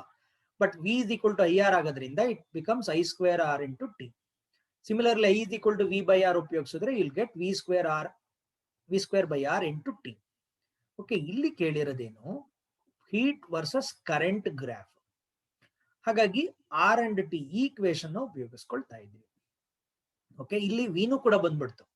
ಇಲ್ಲಿ ಕೇಳಿರೋದು heat versus current. R constant for a conductor ಅಂತ ನಾವು ಅನ್ಕೊಳ್ತಾ ಇದೀವಿ. Time ವ್ಯತ್ಯಾಸ ಆಗುತ್ತೆ. ಹಾಗಾಗಿ for at a given time for a given conductor this is constant R into T. ಹಾಗಾದ್ರೆ U versus I square, U proportional to I square ಅಂತ ಬಂತು. ನಿಮಗೆ ಗೊತ್ತಿರ್ಲಿ, ಯಾವುದೇ ಒಂದು ಈಕ್ವೇಶನ್ ಈ ಫಾರಂ ಬಂತು ಅಂದ ತಕ್ಷಣನೇ ಅದು ಪ್ಯಾರಾಬೋಲಿಕ್ ಫಾರಮ್ ಅಲ್ಲಿ ಬರಬೇಕು. ಪ್ಯಾರಾಬೋಲಿಕ್ ಫಾರಮ್ ಅಲ್ಲಿ ಇರುತ್ತೆ. ಹಾಗಾಗಿ ಗ್ರಾಫು ಡಿ ಅಂದ್ರೆ ಈ ಗ್ರಾಫ್ ಇದು ಪ್ಯಾರಾಬೋಲಿಕ್ ಆಗಿದೆ. ಇದು ಪ್ಯಾರಾಬೋಲಾ ತರ ಅನ್ಸಿದ್ರು ಕೂಡ ಏನಾಗುತ್ತೆ, ಇಷ್ಟು ಇದಾಗಲ್ಲ. ಐ ಸ್ಕ್ವೇರ್ ಅಂತ ಫಾಸ್ಟ್ ಆಗಿ ಇದಾಗಬೇಕು ಕರೆಂಟ್ ಜಾಸ್ತಿ ಆದಂಗೆ. ಹಾಗಾಗಿ ಇಲ್ಲಿ ಸ್ಲೋ ವೇರಿಯೇಷನ್ಸ್ ಇದೆ. ಹಾಗಾಗಿ this is the one linear ರೋಲಾ. ಇದು ಕೂಡ ಆಗಲ್ಲ, ಈ ತರ ಬೆಂಡ್ ಆಗೋಕ್ಕೂ ಸಾಧ್ಯ ಇಲ್ಲ, ಇನ್ಕ್ರೀಸ್ ಆಗ್ತಲೇ ಇರಬೇಕು. ಓಕೆ, ಹಾಗಾಗಿ basically this is the graph which you have to consider. Therefore D is the answer. Now here is another question related to heating coils. Two heater wires of equal length are first connected in series and then in parallel. The ratio of heats produced in two cases will be ಎರಡು coils ಇದೆ ಅಂತ ಹೇಳ್ತಾ ಇದ್ದಾರೆ. Equal length ಅಂದ್ರೆ resistances equal. First ಅವನ್ನ series ಅಲ್ಲಿ connect ಮಾಡ್ತಾರಂತೆ, next parallel connect ಮಾಡ್ತಾರೆ. Ratio of the heats produced in the two cases we have been asked to calculate. ಇಲ್ಲಿ ಕನೆಕ್ಟ್ ಮಾಡ್ತಾ ಇದ್ದಾರೆ ಅಂದ್ರೆ ಅರ್ಥ ಏನು, ಒಂದೇ ಸೋರ್ಸ್ಗೆ ಕನೆಕ್ಟ್, ಫಸ್ಟ್ ಸೀರೀಸ್ ಅಲ್ಲಿ ಹಾಕಿ ಒಂದು ಸೋರ್ಸ್ಗೆ ಕನೆಕ್ಟ್ ಮಾಡ್ತಾರೆ, ಅದೇ ಸೋರ್ಸ್ಗೆ ಆ ಪ್ಯಾರಲಲ್ ಹಾಕಿ ಕನೆಕ್ಟ್ ಮಾಡ್ತಾರೆ ಇನ್ನೊಂದ್ಸಲಿ. ಅಂದ್ರೆ ಏನು, we they are keeping same. ಆದ್ರೆ ವಿ ಕಾನ್ಸ್ಟೆಂಟ್ ಆಗಿರುತ್ತೆ. ವಿ ಕಾನ್ಸ್ಟೆಂಟ್ ಆಗಿರುತ್ತೆ ಅಂತ ಹೇಳಿದ್ಮೇಲೆ ಅದು ಯಾವ ಫಾರಮ್ ಅಲ್ಲಿ ಇರಬೇಕು ಅಂತ ನಾವು ನೋಡ್ಕೋಬೇಕು. Okay, that is the thing. Okay, ಹಾಗಾಗಿ ಅಲ್ಲಿ ನಾವು ಏನ್ ಮಾಡ್ಬೇಕು, ಯು ಕಾನ್ಸ್ಟೆಂಟ್ ಆಗಿರ್ಬೇಕು ತಾನೆ. ಸರಿ, ವಿ ಕಾನ್ಸ್ಟೆಂಟ್ ಆಗಿದೆ. ಆ ವಿ ಕಾನ್ಸ್ಟೆಂಟ್ ಆಗಿದೆ ಅಂತ ಅಂದ ತಕ್ಷಣನೇ ನಮ್ಗೆ ನೋಡಿ ಈಕ್ವೇಶನ್ ಅಲ್ಲಿ ಯು ಅಂತ ಉಪಯೋಗಿಸಿದೆ, ಇಲ್ಲಿ ಹೆಚ್ಚು ಉಪಯೋಗಿಸಿದ್ದೀನಿ ಅಷ್ಟೇ, ಬಟ್ ನಥಿಂಗ್. ಓಕೆ, ಇನ್ನೇನು ಬೇರೆ ಪ್ರಾಬ್ಲಮ್ ಇಲ್ಲ. ಹಾಗಾಗಿ ನಾವು h v square by r into t ಅಂತ. ಅಂದ್ರೆ at a given time h is inversely proportional to resistance for a given time interval. h is inversely proportional to resistance. v constant ಇದ್ದಾಗ ನೀವು ಯಾವುದೋ ಒಂದು time interval ಅಲ್ಲಿ ಎಷ್ಟು heat generate ಆಗುತ್ತೆ ಅನ್ನೋದನ್ನ ಡಿಸೈಡ್ ಮಾಡೋದು ಯಾವುದು, ಆರ್ ಆಗುತ್ತೆ. ಹಾಗಾಗಿ h inversely proportional to R ಅಂತ ಆಯ್ತು. ಇಲ್ಲಿ ಕೇಳಿರೋದೇನು, heat generated in series and heat generated in parallel ratio. ಹಾಗಾದ್ರೆ heat generated in series by heat generated in parallel inverse ratio ಇರೋದ್ರಿಂದ ಇಲ್ಲಿ s by p ಬಂದಿರೋದ್ರಿಂದ ಇಲ್ಲಿ p by s ಅಂದ್ರೆ R P by R S ಎರಡು identical. ಹಾಗಾಗಿ R S ಅಂದ ತಕ್ಷಣ ಆರ್ ಪ್ಲಸ್ ಆರ್ ಆಗುತ್ತೆ 2r. ಪ್ಯಾರಲಲ್ ಅಂದ ತಕ್ಷಣನೇ ಆರ್ ಅಂಡ್ ಆರ್ ಪ್ಯಾರಲಲ್ ಅಂದ ತಕ್ಷಣನೇ R by N formula identical resistors. ಹಾಗಾಗಿ ಆರ್ ಬೈ 2 ಆಗುತ್ತೆ. ಅಂದ್ರೆ R by 2 is the effective resistance in parallel, series ಅಲ್ಲಿ 2r. ಹಾಗಾಗಿ ಇಲ್ಲಿ ನೀವು ಅಬ್ಸರ್ವ್ ಮಾಡಿದ ತಕ್ಷಣ ಗೊತ್ತಾಗುತ್ತೆ ಪ್ಯಾರಲ್ ಕಾಂಬಿನೇಷನ್ ಅಲ್ಲಿ ಎಫೆಕ್ಟಿವ್ ರೆಸಿಸ್ಟೆನ್ಸ್ ಜಾಸ್ತಿ ಇರೋದ್ರಿಂದ, ಕಮ್ಮಿ ಇರೋದ್ರಿಂದ ಮೋರ್ ಹೀಟ್ ಇಸ್ ಜನರೇಟೆಡ್. ಹಾಗಾಗಿ ಪ್ಯಾರಲಲ್ ಕನೆಕ್ಟ್ ಮಾಡಿದಾಗ ಜಾಸ್ತಿ ಹೀಟು, ಸೀರೀಸ್ ಅಲ್ಲಿ ಹಾಕಿದಾಗ ಕಮ್ಮಿ. ಯಾಕೆ ಈ ಪಾಯಿಂಟ್ ಮೆನ್ಷನ್ ಮಾಡಿದೆ ಅಂತ ಹೇಳಿದ್ರೆ, ಅಕಸ್ಮಾತ್ ಕೊಟ್ಟಿರೋ ಕ್ವಶನ್ಸ್ ಅಲ್ಲಿ ಪ್ಯಾರಲಲ್ ಎಲ್ಲ ಕಮ್ಮಿ ಕೊಟ್ಟು ಒಂದ್ರದಲ್ಲಿ ಮಾತ್ರ ಪ್ಯಾರಲಲ್ ಜಾಸ್ತಿ ಕೊಟ್ಟಿದ್ರೆ ಅದೇ ಆಪ್ಷನ್ ಆಗೋಗುತ್ತೆ, ಕ್ಯಾಲ್ಕುಲೇಷನ್ ಬೇಡ. ಓಕೆ, ಎವ್ರಿ ಟೈಮ್ ಈ ತರದ ಕ್ವಶನ್ ಬಂದಾಗ ಐಡೆಂಟಿಫೈ ಮಾಡಕ್ ಮೆನ್ಷನ್ ಮಾಡ್ತಿರುತ್ತೆ. But we don't know whether you will be in a position to use that idea when you are sitting on a hot seat. Okay, ನೀವು examination ಅಲ್ಲಿ ಹೋಗಿ ಆ seat ಅಲ್ಲಿ ಕೂತ್ಕೊಂಡು ನೀವು ವರ್ಕ್ ಮಾಡುವಾಗ ಆ ಮೊಮೆಂಟ್ ಅಲ್ಲಿ ನಿಮ್ಮ ಮೈಂಡಿಗೆ ಬರುತ್ತೋ ಇಲ್ಲೋ ಗೊತ್ತಿಲ್ಲ. ಆದ್ರೆ ಅಕಸ್ಮಾತ್ if it comes it becomes easy. Okay, ಹಾಗಾಗಿ ಇಲ್ಲಿ ಪ್ಯಾರಲಲ್ ಅಲ್ಲಿ ಜಾಸ್ತಿ ಹೀಟ್ ಜನರೇಟ್ ಆಗ್ಬೇಕು, ಸೀರೀಸ್ ಅಲ್ಲಿ ಕಡಿಮೆ. ಅಂದ್ರೆ ಅದು ಅಷ್ಟು ಬರುವಂತದ್ದು ರೇಷಿಯೋ ಆಗ್ಬೇಕು. ಆದ್ರೆ ಇಲ್ಲಿ ಅಬ್ಸರ್ವ್ ನೀವು ಮಾಡ್ತಂತ ಹೇಳಿದ್ರೆ H S by R P ಹಾಕ್ತಂದ್ರೆ ಆರ್ ಬೈ 2 ಇದು 2r ಅಂದ್ರೆ ಕ್ಯಾನ್ಸಲ್ ಆಗಿ 1:4. therefore heat generated in series is to heat generated in parallel is basically in the ratio 1:4. 1:4 is the answer. Okay, ಇಷ್ಟೆಲ್ಲ ನಾ ಎಕ್ಸ್ಟ್ರಾ ಇದೊಂದು ಗೊತ್ತಿತ್ತು ಅಂತ ಹೇಳಿದ್ರೆ ಇಮಿಡಿಯೇಟ್ಲಿ ಯು ಕ್ಯಾನ್ ವರ್ಕ್ಔಟ್. ಅಕಸ್ಮಾತ್ ಕರೆಂಟ್ ಕಾನ್ಸ್ಟೆಂಟ್ ಅಂತ ಮೆನ್ಷನ್ ಮಾಡಿದ್ರು ಅಂತ ಹೇಳಿದ್ರೆ ಅವಾಗ heat is equal to I square R T ಉಪಯೋಗಿಸ್ತಿರಲ್ಲ, ಆ ಈಕ್ವೇಶನ್ ಉಪಯೋಗಿಸ್ಕೊಂಡ್ರೆ ಆಯ್ತು. That is the thing. ಹಾಗಾಗಿ ಈಕ್ವೇಶನ್ಸ್ ಗಳು ಕೊಟ್ಟಾಗ ಯಾವ್ದನ್ನ ಯಾವ ಮೊಮೆಂಟ್ ಅಲ್ಲಿ ನಾವು ಉಪಯೋಗಿಸ್ಬೇಕು, ಯಾವ ಪ್ರಾಬ್ಲಮ್ ಗೆ ಯೂಸ್ ಮಾಡ್ಬೇಕು, ಅದು ನೀವು ಯೋಚನೆ ಮಾಡಿ ತಕ್ಷಣ ಉಪಯೋಗಿಸೋದು ಇಂಪಾರ್ಟೆಂಟ್ ಆಗುತ್ತೆ. therefore in this case B is the answer. Yes, a domestic electric heater is rated as 2 kilowatt 220 volt. The resistance of the heater element is, especially when you come across any electrical device or electrical bulb, say bulb, okay, or any other device, there will be what are known as rated values. The rated values means those are the maximum values of the particular physical quantities that you can come across the device. And really rated value of the 2 kilowatt, what is the unit of power? Hagadre, the power that can be dissipated, the maximum power that can be dissipated, okay, is 2 kilowatt. Andre 2000 joule per second ginta ಜಾಸ್ತಿ rate ಅಲ್ಲಿ ಏನಾರು energy dissipate ಆಗಕ್ start ಆದ್ರೆ immediate ಆಗಿ ಆ coil ಸುಟ್ಟು ಹೋಗುತ್ತೆ. It's the thing. ನೀವು ಹಳೆ ಬಲ್ಬ್ಗಳನ್ನ ನೀವು ಇನ್ನು ಜ್ಞಾಪಕ ಇಟ್ಕೊಂಡ್ರೆ ಇನ್ಕ್ಯಾಂಡಿಸೆಂಟ್ ಬಲ್ಬ್ಸ್ ಅಲ್ಲಿ 60 ವ್ಯಾಟ್ 220 250 ವೋಲ್ಟ್ ಅಂತ ಏನೋ ಕೊಟ್ಟಿರ್ತಿದ್ರು. ಆ 60 ವ್ಯಾಟ್ ಅಂತ ಹೇಳಿದ್ರೇನು, that is the maximum power it can dissipate. Okay, ಅಕಸ್ಮಾತ್ 60 ಗಿಂತ ಏನಾದ್ರು ಜಾಸ್ತಿ ಆಗಿ ಸಡನ್ ಆಗಿ ವೋಲ್ಟೇಜ್ ಜಾಸ್ತಿ ಆಗಿದ್ದಿದ್ರೆ ಆ ಬಲ್ಬ್ ಬರ್ನ್ ಆಗ್ತಾ ಇತ್ತು.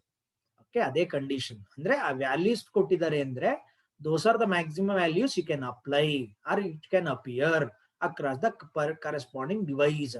ಹಾಗಾಗಿ ಪವರು 2 ಕಿಲೋವ್ಯಾಟ್ ಗಿಂತ ಜಾಸ್ತಿ ಇರಬಾರ್ದು, ವೋಲ್ಟೇಜ್ 220 ಗಿಂತ ಜಾಸ್ತಿ ಇರಬಾರ್ದು. ಓಕೆ, ಎರಡರಲ್ಲಿ ಯಾವ್ದಾದ್ರೂ ಕೂಡ immediately the device burns out. Okay, ಸುಟ್ಟು ಹೋಗುತ್ತೆ. ಹಾಗಾಗಿ ಇಲ್ಲಿ ರೆಸಿಸ್ಟೆನ್ಸ್ ನ ಕಂಡುಹಿಡಿ ಕೇಳಿದ್ದಾರೆ ಅಷ್ಟೇ. ಓಕೆ, ರೆಸಿಸ್ಟೆನ್ಸ್ ನ ಹೆಂಗ್ ಕಂಡುಹಿಡಿಯೋದು? ಕೊಟ್ಟಿರೋದು ನೋಡಿದ್ರೆ ಪವರ್, ವೋಲ್ಟೇಜ್. ರೆಸಿಸ್ಟೆನ್ಸ್ ಹೆಂಗ್ ಕಂಡುಹಿಡಿಯೋದು? ಪ್ರೀವಿಯಸ್ ಪ್ರಾಬ್ಲಮ್ ಅಲ್ಲಿ ಆಲ್ರೆಡಿ ನಾನು ಈಕ್ವೇಶನ್ ಉಪಯೋಗಿಸಿದೆ. P is equal to V square by R. ಹೀಟಿಗೆ T ಬಂದಿರುತ್ತೆ, H by T ಉಪಯೋಗಿಸ್ಕೊಳ್ತು ಅಂದ್ರೆ ಅದು V square by R ಆಗುತ್ತೆ. Okay, heat dissipated per second is power, or energy dissipated per second is power. ಹಾಗಾಗಿ ಆ T ಹೊಟ್ಟೋಗ್ಬಿಟ್ಟು ಇಲ್ಲಿ h/t ಅಥವಾ u/t ಇದೆ ಪವರ್. ಇದು ಉಳ್ಕೊಂಡಿದ್ದೇನು v²r. ಹಾಗಾಗಿ ಪವರ್ಗೆ ಈಕ್ವೇಶನ್ಸ್ಗಳು ಬಂತು ಅಂತ ಹೇಳಿದ್ರೆ ಪ್ರೀವಿಯಸ್ ಇದನ್ನ ನೀವು ಜ್ಞಾಪಕ ಇಟ್ಕೊಳ್ಳೋದಾದರೆ ಪವರ್ಗೆ ಈಕ್ವೇಶನ್ ಏನೇನಾಗುತ್ತೆ v into I. vi t ನಲ್ಲಿ ಟಿ ತೆಗೆದ್ರೆ vi ಉಳಿಯುತ್ತೆ. ನೆಕ್ಸ್ಟ್ i²r ಇಂಟು ಟಿ, ಅಲ್ಲಿ ಟಿ ತೆಗೆದ್ರೆ i²r. ಹಾಗಾದ್ರೆ ಪವರ್ಗೆ equations p is equal to v into I, p is equal to i² into r, p is equal to v²/r. 3 equations. ಹಾಗಾಗಿ ಪವರ್ಗೆ problem related ಬಂತು ಅಂದಾಗ ಯಾವ್ದು ಈಕ್ವೇಶನ್ ಉಪಯೋಗಿಸ್ಬೇಕು ಅಂತ ಈಗ ಇಲ್ಲೇನು ರೇಟೆಡ್ ವ್ಯಾಲ್ಯೂಸ್ ನ ಕೊಟ್ಟಿದ್ದಾರೆ. ಹಾಗಾಗಿ ರೇಟೆಡ್ ವ್ಯಾಲ್ಯೂಸ್ ನ ಉಪಯೋಗಿಸ್ಕೊಂಡು ಅದ್ರ ರೆಸಿಸ್ಟೆನ್ಸ್ ಎಷ್ಟು ಅಂತ ಕಂಡುಹಿಡ್ಕೋಬಹುದು. ಯಾಕಂದ್ರೆ ಆರ್ ಇಸ್ ಈಕ್ವಲ್ ಟು ಏನು p²/p. ಹಾಗಾದ್ರೆ rated voltage square by rated power value 220² 2 × 10⁻³ ಒಂದೇ ಸಲ ನಮ್ಗೆ ಸ್ಕ್ವೇರ್ ಮಾಡಬೇಕು ಅನ್ನೋ ಅವಶ್ಯಕತೆ ಏನು ಇಲ್ಲ. 220 × 220 ಡಿವೈಡೆಡ್ ಬೈ 2 × 10⁻³ ಬಂತು. ಓಕೆ, 0 2 ಹೋಯ್ತು, ಒಂದೇ ಒಂದು 10 ಉಳ್ಕೊಳ್ತು. 2 ನಲ್ಲಿ ಒಂದನ್ನು ಹೊಡೆದಾಕ್ತು ಅಂದ್ರೆ 11 ಆಯ್ತು. ಈಗ ಮಲ್ಟಿಪ್ಲೈ ಮಾಡ್ಕೊಳ್ತು ಅಂದ್ರೆ 242/10 ಅಂತ ಬಂದಿದೆ. therefore resistance is 24.2 ohm. Okay, ಅಕಸ್ಮಾತ್ ಎಷ್ಟು ಮ್ಯಾಕ್ಸಿಮಮ್ ಕರೆಂಟ್ ನ ಪಾಸ್ ಮಾಡಬಹುದು ಇದ್ರೊಳಗೆ ಅಂತ ಏನಾದ್ರು ಕೇಳ್ತು ಅಂತ ಹೇಳಿದ್ರೆ ಈಗ ನಾನು ಮೆನ್ಷನ್ ಮಾಡಿದ್ನಲ್ಲ p is equal to v into i. ಹಾಗಾದ್ರೆ i is equal to the maximum current that can be made to pass through the device is rated power divided by rated voltage. Okay, ಅದನ್ನು ಕೂಡ ಕಂಡುಹಿಡ್ಕೊಳ್ಳೋಕೆ ಆಗುತ್ತೆ. Rate resistance ಅಷ್ಟೇ ಅಲ್ಲ, maximum current that can be allowed to pass through the current pass through the given system can also you can calculate. Okay, ಅದನ್ನು ಕೂಡ ನೀವು ಕಂಡುಹಿಡ್ಕೊಳ್ಳೋಕೆ ಅವಕಾಶ ಇದೆ. ಹಾಗಾಗಿ 24.2 is the resistance. Therefore the answer is B. Yes, here is a question. An electric kettle has 2 heating filaments. One brings the water present in the kettle to boil in 10 minutes and the other in 15 minutes. ಅಂದ್ರೆ ಅವುಗಳ capacity ಬೇರೆ ಬೇರೆ. ಒಂದು 10 ನಿಮಿಷದಲ್ಲಿ ವಾಟರ್ನ boil ಮಾಡುತ್ತೆ, ಅಂದ್ರೆ 100 degree Celsius rice ಮಾಡಿಸ್ಬಿಡುತ್ತೆ. ಇನ್ನೊಂದು 15 ನಿಮಿಷ ತಗೊಳ್ತಾ ಇದೆ. ಅಂದ್ರೆ ಫಸ್ಟ್ ಒನ್ ಅಲ್ಲಿ more energy is being dissipated per second. ಹಾಗಾಗಿ ಹೀಟ್ ಜಾಸ್ತಿ ಜನರೇಟ್ ಆಗ್ತಿದೆ, ಅದರಲ್ಲಿ ಡಿಸಿಪೇಟ್ ಆಗ್ತಿದೆ. ಆ ಹೀಟ್ ನ ವಾಟರ್ ತಗೊಂಡು ಬೇಗ ಬಾಯ್ಲ್ ಆಗ್ತಾ ಇದೆ. ಸೆಕೆಂಡ್ ಒನ್ ಅಲ್ಲಿ ನಿಧಾನಕ್ಕೆ ಬರ್ತಾ ಇರೋದ್ರಿಂದ ಟೈಮ್ ಜಾಸ್ತಿ ಆಗ್ತಾ ಇದೆ. ಇದು idea. If the 2 heating filaments are connected in parallel, the water in the kettle will boil in. ಇದು ಆಕ್ಚುಲ್ ಆಗಿ ಕಾಂಪಿಟೇಟಿವ್ ಎಕ್ಸಾಮಿನೇಷನ್ ಅಲ್ಲಿ ತುಂಬಾ ಸಲ ಬಂದಿರುವಂತದ್ದು, ಬೇರೆ ಬೇರೆ ಕಾಂಪಿಟೇಟಿವ್ ಎಕ್ಸಾಮ್ಸ್ ಅಲ್ಲಿ ಬೇರೆ ಬೇರೆ ಟೈಮ್ ಅಲ್ಲಿ. ಇಲ್ಲಿ ಒಂದು ಜ್ಞಾಪಕ ಇಟ್ಕೋಬೇಕು, ಫಸ್ಟ್ ಕಾಯಿಲ್ಗೆ ಟೈಮು T1, ಸೆಕೆಂಡ್ ಒನ್ಗೆ T2 ಅಂತ ಹೇಳಿದ್ರೆ ಸೀರೀಸ್ ಕೇಳ್ತು ಅಂತಂದ್ರೆ ಟೋಟಲ್ ಟೈಮ್ ಎಷ್ಟು ಬೇಕಾಗುತ್ತೆ ಅಂತ ಹೇಳಿದ್ರೆ T1 + T2 ಅಂದ್ರೆ RS = R1 + R2. Idea apply ಜ್ಞಾಪಕ ಬಂದ್ಬಿಟ್ರೆ ಪಟ್ ಅಂತ ಬರ್ದ್ಬಿಡ್ತೀರಾ. ಹಾಗಾಗಿ ಸೀರೀಸ್ ಅಲ್ಲಿ ಏನಾದ್ರು ಕೊಟ್ಟಿದ್ದಿದ್ರೆ ಅವಾಗ 15 + 10 25 25 ಮಿನಿಟ್ಸ್ ಬೇಕು ಅವೆರಡನ್ನು ಏನಾದ್ರು ನೀವು ಸೀರೀಸ್ ಅಲ್ಲಿ ಹಾಕಿದ್ರೆ. ಹಾಗಾಗಿ ನಾನು R1 + R2 ಅಂತ ಉಪಯೋಗಿಸ್ಕೊಂಡು T1 + T2 ಹೇಳಿದಾಗೆ ಇಲ್ಲಿ ಪ್ಯಾರಲ್ ಕಾಂಬಿನೇಷನ್ ಅದರಿಂದ RP ಗೆ ಏನ್ formula R1R2/R1 + R2. Okay, idea ಜ್ಞಾಪಕ ಬಂತು ಅಂದ ತಕ್ಷಣ you can remember the formula T in parallel combination will be T1 T2/T1 + T2. ಈ ಫಾರ್ಮುಲಾ ಜ್ಞಾಪಕ ಇತ್ತು ಅಂತಂದ್ರೆ ಟಕ್ ಅಂತ ಆನ್ಸರ್ ವರ್ಕೌಟ್ ಮಾಡ್ಬೋದು. ಬಂದಿದೆ, ನಾವೊಂದ್ 2 ಸಲ ನಾವು ನೋಡಿದ್ದೀರಾ ಅಂತಂದ್ರೆ ಜ್ಞಾಪಕ ಇರುತ್ತೆ. ಪ್ರಾಬ್ಲಮ್ ಕಂಡ ತಕ್ಷಣ ಅಪ್ಲೈ ಮಾಡ್ಬೋದಪ್ಪ ನೀವು. ಓಕೆ, ಹಾಗಾಗಿ ಒಂದೇ ಸಲ ಆನ್ಸರ್ ಸಿಕ್ತು. therefore T1 T2/T1 + T2 parallel ಅಂತ ಹೇಳಿರೋದ್ರಿಂದ 150/25, ಹಾಗಾಗಿ 6 ಮಿನಿಟ್ಸ್. ಓಕೆ, ಆದ್ರೆ ನಾನೇನೋ ಹೇಳ್ಬಿಟ್ಟೆ. Just for your understanding I have given how actually we get the equation ಅಂತ. Simple idea. ಈಗ ಈಕ್ವೇಶನ್ಸ್ ಉಪಯೋಗಿಸಿದ್ನಲ್ಲ ಅದಕ್ಕೋಸ್ಕರ ತೋರಿಸಿದ್ದೀನಿ ಅಷ್ಟೇ. It is definitely not required. ಇದೇ ತರ ಸೀರೀಸ್ಗೂ ನೀವು ಕಂಡುಹಿಡಿಬಹುದು ಹೆಂಗೆ ಅನ್ನೋದನ್ನ ನೋಡಿ. ಈಗ ಫಸ್ಟ್ ಕಾಯಿಲ್ಗೆ ಏನು ಹೇಳ್ತಾ ಇದ್ದಾರೆ, ಅದೇ ಸೋರ್ಸ್ ಉಪಯೋಗಿಸ್ಕೊಳ್ತಾ ಇರುತ್ತಾನೆ. ಹಾಗಾಗಿ heat generated in the first is v²/R1 × T1. Okay, ಇದು ರೆಸಿಸ್ಟೆನ್ಸ್, ಇದು ಟೈಮು, ವೋಲ್ಟೇಜ್ ಅದೇ. ಹಾಗಾದ್ರೆ ಸೆಕೆಂಡ್ ಒನ್ ಕನೆಕ್ಟ್ ಮಾಡಿದಾಗ ಎಷ್ಟು v²/R2 × T2 formula v²/R × T ಹೇಳಿದ್ನಲ್ಲ ಆ ಫಾರ್ಮುಲಾ ಉಪಯೋಗಿಸ್ತಿದೆ. ಹಾಗಾದ್ರೆ ಪ್ಯಾರಲಲ್ ಹಾಕಿದಾಗ ಏನ್ ಫಾರ್ಮುಲಾ ಆಗುತ್ತೆ v²/RP × TP. ಇಲ್ಲಿ T1, ಇಲ್ಲಿ T2, ಇಲ್ಲಿ TP. ಹಾಗಾಗಿ v² × TP 1/RP ಇದೆ ತಾನೆ. ಈ 1/RP ಗೆ ನಮಗೆ ಫಾರ್ಮುಲಾ ಗೊತ್ತು 1/R1 + 1/R2. ಈಗ ಇದನ್ನ ಮಲ್ಟಿಪ್ಲೈ ಮಾಡಿದ್ರೆ TP × v²/R1 ಆಯ್ತು, v²/R2 ಆಯ್ತು. ಇದ್ರ ಪ್ರಕಾರ ನೀವು ನೋಡಿ v²/r1 ಅಂದ್ರೆ h1/t1, v²/r2 ಅಂದ್ರೆ h2/t2. ಆದ್ರೆ ಎಲ್ಲಾ ಕೇಸಸ್ ಅಲ್ಲೂ ಅದೇ ವಾಟರ್ ನ ಬಾಯ್ಲ್ ಮಾಡ್ತಾ ಇರೋದು. ಅಂದ್ರೆ ಎಲ್ಲಾ ಕೇಸಸ್ ಅಲ್ಲೂ amount of heat generated must be same ಅಂತ. ಅಂದ್ರೆ heat generated by the first coil, heat generated by the second coil, and the total heat generated by the parallel combination. ಮೂರು ಸೇಮೇ ಇರಬೇಕು, because temperature has to be raised. Okay, ಇಲ್ಲಿಂದ ಅಲ್ಲಿ ತಗೊಂಡೋಗ್ಬೇಕಲ್ಲ, ಹಾಗಾಗಿ ಅದು ಒಂದೇ ಇರುತ್ತೆ. ಟೋಟಲ್ ಹೀಟ್ ಅವ್ರು ಪರ್ ಸೆಕೆಂಡ್ ಜನರೇಟ್ ಮಾಡ್ತಿರೋದು ಬೇರೆ ಬೇರೆ ಇರುತ್ತೆ. ಆದ್ರೆ in given interval time, what are the total energy that has been supplied for the water, that remains the same. ಯಾಕಂದ್ರೆ ಮೂರ್ ಕೇಸಲ್ಲೂ ಬಾಯ್ಲೆ ಆಗ್ತಾ ಇರೋದು. ಹಾಗಾಗಿ h1 = h2 = hp ಅಂತ ಹಾಕೊಂಡ ತಕ್ಷಣನೇ ವಿಲ್ ಗೆಟ್ ಇಟ್. ಓಕೆ, ತೋರಿಸಿದೀನಿ ಅಷ್ಟೇ. This revision is not important. ಯಾಕಂದ್ರೆ ಎಲ್ಲೋ ಹೇಗ್ ಬಂತೋ ಸುಮ್ಮನೆ ಉಪಯೋಗಿಸ್ಬಿಟ್ರು ಅಂತ ನೀವು ಅನ್ಕೊಳ್ಳೋದು ಬೇಡ ಅನ್ನೋದಕ್ಕೋಸ್ಕರ ತೋರಿಸಿದೀನಿ. If use the same idea for series, will get the answer. t1 + t2 ಬರುತ್ತೆ ಅನ್ನೋದು ಗೊತ್ತಾಗುತ್ತೆ. ಈಗ ಅದರ ಅಷ್ಟಕ್ಕೆ ಅವಶ್ಯಕತೆ ಇಲ್ಲ, ಜ್ಞಾಪಕ ಇಟ್ಕೊಳ್ಳಿ. ಯಾಕಂದ್ರೆ ರಿಪೀಟೆಡ್ ಆಗಿರೋ ಪ್ರಾಬ್ಲಮ್ ಬಂದ್ರೆ ಅದನ್ನ ಅಪ್ಲೈ ಮಾಡ್ಬಿಡಿ ಅಂತ ಅಷ್ಟೇ. ನೋಡಿ, ಈಗ ಇನ್ನೊಂದು ಬಲ್ಬ್ ಕನೆಕ್ಷನ್. ಇದರಲ್ಲಿ if two bulbs of 25 watt and 30 watt each are rated at 200 are connected in series with a 440 volt supply, which bulb will fuse ಅಂತ ಹೇಳ್ತಿದ್ದಾರೆ. ನಿಮಗೆ ಗೊತ್ತಿರಲಿ, ಮನೆಯಲ್ಲಿ ಎಲ್ಲ ನಾವು ಡಿವೈಸಸ್ ನ ಕನೆಕ್ಟ್ ಮಾಡೋದು ಪ್ಯಾರಲಲ್ ಕನೆಕ್ಷನ್ ಮಾಡಿರ್ತೀವಿ. ಹೈಸ್ಕೂಲ್ ಅಲ್ಲಿ ಕೂಡ ಇದನ್ನ ಹೇಳ್ಕೊಟ್ಟಿದ್ದಾರೆ ನಿಮಗೆ. Okay, parallel connection is required because we can maintain same potential drop across all. ಏನ್ ಸಪ್ಲೈ ಆಗುತ್ತೆ KEB ಇಂದ, ಅದು ಎಲ್ಲಾ ಡಿವೈಸಸ್ಗೂ ಅಷ್ಟೇ ವೋಲ್ಟೇಜ್ ಬರೋಕ್ ಅವಕಾಶ ಇರುತ್ತೆ ಪ್ಯಾರಲಲ್ ಹಾಕಿದ್ರೆ. ಹಾಗಾಗಿ ಎಲ್ಲಾ ಡಿವೈಸಸ್ ನ ತಗೊಂಡೋಗಿ ಮೀಟರ್ ಬೋರ್ಡ್ ಅಲ್ಲಿ ಏನ್ ಕನೆಕ್ಷನ್ ಇರುತ್ತೆ ಅಲ್ಲಿ ಪ್ಯಾರಲಲ್ ಆಗೋ ತರ ಕನೆಕ್ಷನ್ ಮಾಡಿರ್ತಾರೆ. ಓಕೆ, ಆಮೇಲೆ ಆ ಸೀರೀಸ್ ಅಲ್ಲಿ ಹಾಕಿದ್ರೆ ಏನಾಗುತ್ತೆ, ಸೀರೀಸ್ ಕಾಂಬಿನೇಷನ್ ಇಂಪಾರ್ಟೆಂಟ್ ಕ್ಯಾರೆಕ್ಟರಿಸ್ಟಿಕ್ ಏನು ಅಂದ್ರೆ ಇಟ್ ಡಿವೈಡ್ಸ್ ದ ವೋಲ್ಟೇಜ್. ಹಾಗಾಗಿ ಅಕಸ್ಮಾತ್ ಮನೆಯಲ್ಲಿ ಎಲ್ಲ ಆಫ್ ಮಾಡ್ಬಿಟ್ಟು ಒಂದೇ ರೇಟೆಡ್ ವ್ಯಾಲ್ಯೂ ಇರುವಂತ ಒಂದು 10 ಬಲ್ಬ್ ಕನೆಕ್ಟ್ ಮಾಡಿದ್ದೀರಾ ಅಂತ ಹೇಳಿದ್ರೆ, 200 ವೋಲ್ಟ್ ಏನಾದ್ರು KEB ನವ್ರು ಸಪ್ಲೈ ಮಾಡಿದ್ರೆ 10 ವೋಲ್ಟ್ ನೀವೇನಾದ್ರು 10 ಬಲ್ಬ್ ಸೀರೀಸ್ ಅಲ್ಲಿ ಹಾಕಿದ್ದಿದ್ರೆ ಒಂದೊಂದಕ್ಕೂ ಬರೀ 20 ವೋಲ್ಟ್ ಅಷ್ಟೇ ಸಿಗ್ತಾ ಇದ್ದಿದ್ದು. ಹಾಗಾಗಿ ಯಾವ ಬಲ್ಬ್ ಸರಿಯಾಗಿ ಉರಿಯಕ್ ಆಗ್ತಾ ಇರಲಿಲ್ಲ, ಸರಿಯಾಗಿ ನಮಗೆ ಬೇಕಾಗಿದ್ದಷ್ಟು ಬೆಳಕು ಕೊಡಕ್ ಆಗ್ತಾ ಇರಲಿಲ್ಲ. ಆದ್ರೆ ಪ್ಯಾರಲಲ್ ಕನೆಕ್ಟ್ ಮಾಡಿರೋದ್ರಿಂದ 200 volt appears across all the bulbs. ಎಲ್ಲದಕ್ಕೂ ಅಪ್ಲೈ ಆಗುತ್ತೆ, ನೀವು ಎಷ್ಟೇ ಕನೆಕ್ಟ್ ಮಾಡಿರಿ. ಓಕೆ, ಎಲ್ಲವಕ್ಕೂ ಕೂಡ same voltage appears. This the advantage. ಇನ್ನೊಂದು ಅಡ್ವಾಂಟೇಜ್ ಏನೋ ಗೊತ್ತಿದೆ ನಿಮ್ಗೆ, ಹೇಳಿರ್ತಾರೆ.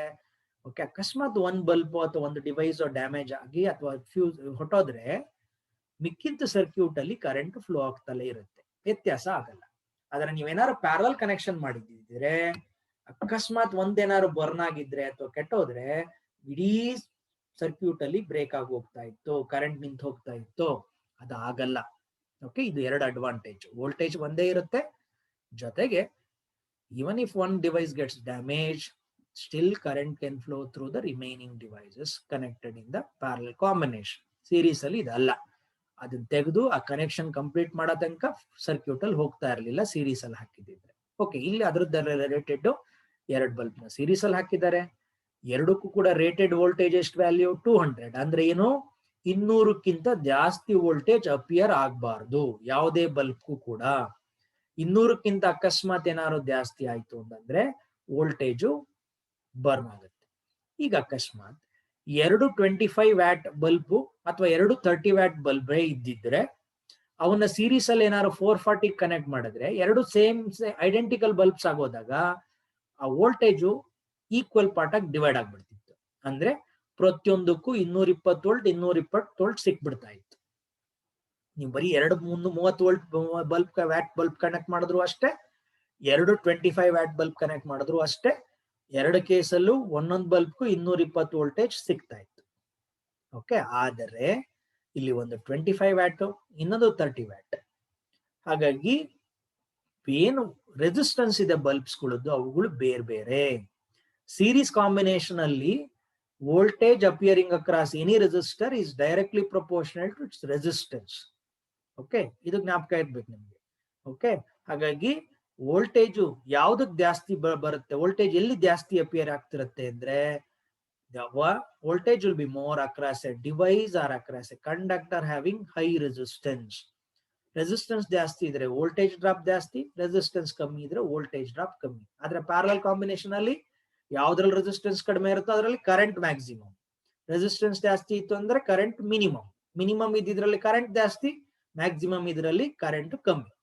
ಹಾಗಾಗಿ ಅದು ಕರೆಂಟ್ ದಾಯ್ತು. ಇಲ್ಲಿ ಸೀರೀಸ್ ಅಲ್ಲಿ ರೆಸಿಸ್ಟೆನ್ಸ್ ಜಾಸ್ತಿ ಆದಂಗೆ ಪೊಟೆನ್ಶಿಯಲ್ ಡ್ರಾಪ್ ಜಾಸ್ತಿ ಆಗ್ತಾ ಹೋಗುತ್ತೆ. ಅಂದ್ರೆ ಎನರ್ಜಿ ಯೂಸ್ ಅಪ್ ಆಗೋದು ಅದರಲ್ಲಿ ಜಾಸ್ತಿ ಇರುತ್ತೆ. ಹಾಗಾಗಿ ಇಲ್ಲಿ 25 ಇದನ್ನ ಎರಡನ್ನು ಪ್ಯಾರಲ್ ಸೀರೀಸ್ ಅಲ್ಲಿ ಹಾಕಿದೆ 440. ಅಂದ್ರೆ ಯಾವುದಕ್ಕೆ 200 ಗಿಂತ ಜಾಸ್ತಿ ವೋಲ್ಟೇಜ್ ಅಪಿಯರ್ ಆಗುತ್ತೋ ಅದು ಬರ್ನ್ ಆಗುತ್ತೆ. ಹೆಂಗ್ ಕಂಡುಹಿಡಿಯೋದು ಕೇಳಿ, ಪವರ್ಗಳು ಗೊತ್ತು ನಮ್ಗೆ, ಟೋಟಲ್ ವೋಲ್ಟೇಜ್ ಕೊಟ್ಟಿದ್ದಾರೆ ಅಷ್ಟೇ. ಇದನ್ನ ಉಪಯೋಗಿಸ್ಕೊಂಡು ಹೆಂಗ್ ಕಂಡುಹಿಡಿಯೋದು ನೋಡಿ. ರೇಟೆಡ್ ವ್ಯಾಲ್ಯೂಸ್ ನ ಕೊಟ್ಟಿದ್ದಾರೆ, ಎರಡಕ್ಕೂ ಕೂಡ ರೇಟೆಡ್ ವೋಲ್ಟೇಜ್ 200 ವೋಲ್ಟ್ ಅಂತಾನೆ ಮೆನ್ಷನ್ ಮಾಡಿದ್ದಾರೆ. ಆರ್ ಇಸ್ ಈಕ್ವಲ್ ಟು, ನಾನು ಆಗ್ಲೇ ಒಂದು ಬಲ್ಬ್ ಇದ್ರದ್ದು ಹೀಟರ್ ಕಾಯಿಲ್ದು ರೆಸಿಸ್ಟೆನ್ಸ್ ಕಂಡುಹಿಡಿಯೋದಕ್ಕೆ ಉಪಯೋಗಿಸ್ತೆ ಈ ಫಾರ್ಮುಲಾನ, V²/PR. ಅಂದ್ರೆ resistance is inversely proportional to power for constant VR. Voltage same ಇದೆ ಅಂತಂದಾಗ ರೇಟೆಡ್ ವೋಲ್ಟೇಜ್ ಯಾವ್ದಕ್ ಪವರ್ ಜಾಸ್ತಿ ಇರುತ್ತೋ ಅದರ ರೆಸಿಸ್ಟೆನ್ಸ್ ಕಮ್ಮಿ. ಅಂದ್ರೆ 25 ವ್ಯಾಟ್ 30 ವ್ಯಾಟ್ ಅಂತ ಹೇಳಿದ್ರೆ 30 ವ್ಯಾಟ್ದು ರೆಸಿಸ್ಟೆನ್ಸ್ ಬಲ್ಬ್ದು ಕಮ್ಮಿ ಇರುತ್ತೆ, 25 ವ್ಯಾಟ್ ಬಲ್ಬ್ದು ರೆಸಿಸ್ಟೆನ್ಸ್ ಜಾಸ್ತಿ ಇರುತ್ತೆ. This is the idea. Okay, ಹಾಗಾಗಿ ಇಲ್ಲಿ ಇದಾಯ್ತು. ಹಾಗಾಗಿ R1:R2 ತಗೊಂಡ್ರೆ ಏನಾಯ್ತು, 1/25 1/30 ಆಯ್ತು. ಹಾಗಾಗಿ ನಾವು ಇದನ್ನ ತಗೊಳ್ತು ಅಂದ್ರೆ 30:25 ಅಂದ್ರೆ ಏನು, R1:R2 is P2:P1. ಓಕೆ, ಇಲ್ಲಿ 1/P1 1/P2 ತಾನೆ. ಹಾಗಾಗಿ P2:P1 ಆಗೋಯ್ತು. ಅಂದ್ರೆ ಪವರ್ ರೇಟಿಂಗ್ಸ್ ನೋಡಿದ ತಕ್ಷಣನೇ ರೆಸಿಸ್ಟೆನ್ಸ್ ರೇಷಿಯೋ ಸಿಗ್ತಾ ಇದೆ ನಮ್ಗೆ. ರೆಸಿಸ್ಟೆನ್ಸ್ ರೇಷಿಯೋ ಸಿಕ್ಕಿದ ತಕ್ಷಣನೇ ನಾವು ಕಂಡುಹಿಡಿಬಹುದು ವೋಲ್ಟೇಜ್ ಎಷ್ಟು ಬರುತ್ತೆ. ಹೆಂಗ್ ಕಂಡುಹಿಡಿಯೋದು, ನೆಕ್ಸ್ಟ್ ಇದನ್ನು ನೋಡಿ. ಇನ್ ಸೀರೀಸ್ ಕಾಂಬಿನೇಷನ್ ಆಗ್ಲೇ ಮೆನ್ಷನ್ ಮಾಡಿದೆ, voltages are directly proportional to resistance. ಹಾಗಾದ್ರೆ voltage V1:V2, R1:R2 is 6:5. Power ಇಂದ ಕಂಡುಹಿಡ್ಕೊಂಡಿದೀವಿ ನಾವು. ಹಾಗಾಗಿ ತಿರ್ಗಾ ಅದೇ ನೋಡಿ ರೇಷಿಯೋ ಪ್ರಾಬ್ಲಮ್, 6 + 5 11. ಹಾಗಾದ್ರೆ 11 ವೋಲ್ಟ್ ಅಪ್ಲೈ ಆದ್ರೆ ಫಸ್ಟ್ ಬಲ್ಬ್ಗೆ 6 ವೋಲ್ಟ್ ಬರುತ್ತೆ. ಅಪ್ಲೈ ಮಾಡಿರೋದು ಎಷ್ಟು, 440 ವೋಲ್ಟ್. ಹಾಗಾಗಿ 11 ವೋಲ್ಟ್ಗೆ 6 ಸಿಗೋದಾದ್ರೆ 440ಗೆ ಎಷ್ಟು ಸಿಗುತ್ತೆ, 240. ಅದೇ ಸೆಕೆಂಡ್ ಬಲ್ಬ್ಗೆ 200. ನೋಡಿ ಈ 200 ವೋಲ್ಟ್ ಅದರ ರೇಟಿಂಗ್ ಏನಿದೆ ಅದೆಷ್ಟೇ ಇದೆ. ಆದ್ರೆ 25 ವ್ಯಾಟ್ ಬಲ್ಬ್ ನಲ್ಲಿ 240 ವೋಲ್ಟ್ ಅಪಿಯರ್ ಆಗ್ತಾ ಇದೆ. But it can withstand only 200 volt. ಹಾಗಾಗಿ ಅಪಿಯರ್ ಆಗ್ತಾ ಇರೋ voltage is greater than the rated voltage value. Therefore 25 watt bulb fuses. Okay, this is how you can work out the problem. Okay, ಒಂದೆರಡು ಸಲ practice ಮಾಡಿ, you'll get the idea. ಜ್ಞಾಪಕ ಇರುತ್ತೆ, ಮಾಡಬಹುದು. Yes, two cells of EMF 2 volt and 3 volt with internal resistance 0.5 ohm and 1.5 respectively are connected in series to an external resistance of 3 ohm. The current through external resistance is, okay, ಇದರಲ್ಲಿ ಎಷ್ಟು, 2 cells EMF 2 volt 3 volt, internal resistance are there and they have been connected in series. Series ಅಲ್ಲಿ connection ಆಗಿದೆ, external resistance 3 ohm. Current through the external resistance you have been asked to calculate. Therefore it is a problem related to combination of cells. Okay, current to terminal potential difference, heat ಅವುಗಳದೆಲ್ಲ ಆಯ್ತು. ಈಗ combination of cells ಗೆ problems ಬಂದಿದ್ದೇನೆ. Okay, ಹಾಗಾಗಿ first of all let us understand the basic ideas. ಇಲ್ಲಿ ತಗೊಂಡ್ರದೇನು, series combination. ಹಾಗಾಗಿ series combination ಅಲ್ಲಿ ಎರಡು ಸೆಲ್ಸ್ ನ ನೀವು ಕನೆಕ್ಟ್ ಮಾಡಿದ್ರೆ such that tend to send the current in same direction. Okay, series conjunction ಅಂತ ಆಕ್ಚುಲ್ ಆಗಿ ಟೆಕ್ಸ್ಟ್ ಬುಕ್ ಅಲ್ಲಿ ವರ್ಡ್ ಉಪಯೋಗಿಸಿಲ್ಲ. ಓಕೆ, ಎರಡು ಸೆಲ್ಲು ಕೂಡ ಒಂದೇ ಡೈರೆಕ್ಷನ್ ಅಲ್ಲಿ ಕರೆಂಟ್ ನ ಕಳಿಸುವಂತ ಎಬಿಲಿಟಿ ಇದೆ ಅಂತ ಅನ್ನೋದಾದ್ರೆ ಅದನ್ನ ಸೀರೀಸ್ ಕಂಜಂಕ್ಷನ್ ಅಂತ ಹೇಳ್ತೀವಿ. ಅಂದ್ರೆ ಅರ್ಥ ಏನು, ಪಾಸಿಟಿವ್ ಟರ್ಮಿನಲ್ ನೆಗೆಟಿವ್ ನ ಇನ್ನೊಂದ್ರದ್ದು ಪಾಸಿಟಿವ್ಗೆ, ಅದ್ರ ನೆಗೆಟಿವ್ ಇನ್ನೊಂದ್ರದ್ದು ಪಾಸಿಟಿವ್ಗೆ, ಈ ತರ ಕನೆಕ್ಷನ್ ಆಗಿದ್ದರೆ ಅದನ್ನ ಸೀರೀಸ್ ಕಂಜಂಕ್ಷನ್ ಅಂತ ಹೇಳ್ತೀವಿ. And the EMF will be sum of the EMFs of the cells. Effective EMF ಇದಕ್ಕೆ ಡೆರಿವೇಶನ್ ಎಲ್ಲ ಆಗಿದೆ. ಹಾಗಾಗಿ ನಿಮಗೆ ಗೊತ್ತಿರುತ್ತೆ, ಜ್ಞಾಪಕ ಇಟ್ಕೋಬೇಕು, ಅಷ್ಟು ಡಿರೈವೇಶನ್ ಬೇಕಿಲ್ವಲ್ಲ ನಮ್ಗೆ. ಇಲ್ಲಿ ಈಕ್ವಲೆಂಟ್ ರೆಸಿಸ್ಟೆನ್ಸ್ ಏನು, ಕಾಂಬಿನೇಷನ್ ಆಫ್ ದ ಸೆಲ್ಸ್ ಅದು R1 plus R2. ಆಮೇಲೆ ಇನ್ನೊಂದು ಜ್ಞಾಪಕ ಇಟ್ಕೊಳ್ಳಿ, combination of cells is what we call as battery. Battery ಅಂತ ಹೇಳಿದ ತಕ್ಷಣ ಅದನ್ನು ಕಾಂಬಿನೇಷನ್ ಆಫ್ ಸೆಲ್ಸ್ ಅಷ್ಟೇ. ಇಂಡಿವಿಜುವಲ್ ಸೆಲ್ಸ್ ಇರುತ್ತೆ, ಅವನ್ನ ಕಂಬೈನ್ ಮಾಡಿದ್ರೆ ಬರೋದನ್ನ ಬ್ಯಾಟರಿ ಅಂತ ಹೇಳಿದ್ರು. ಹಾಗಾಗಿ ಸೀರೀಸ್ ಕಾಂಬಿನೇಷನ್ ಆಗಿರೋದ್ರಿಂದ E1 plus E2, effective internal resistance is R1 plus R2. Okay, ಈ ಐಡಿಯಾ ನಮಗೆ ಬೇಕು.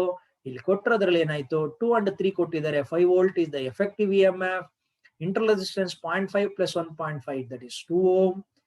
Current in the circuit, series combination of the cell is equal to EMF divided by R plus RS. General formula for the current in a circuit. ನೋಡಿ, ಇದು ತುಂಬಾ important formula, ಬೇರೆ ಬೇರೆ ಕೇಸಲ್ಲಿ ಉಪಯೋಗಿಸ್ತಾ ಇರ್ತೀವಿ.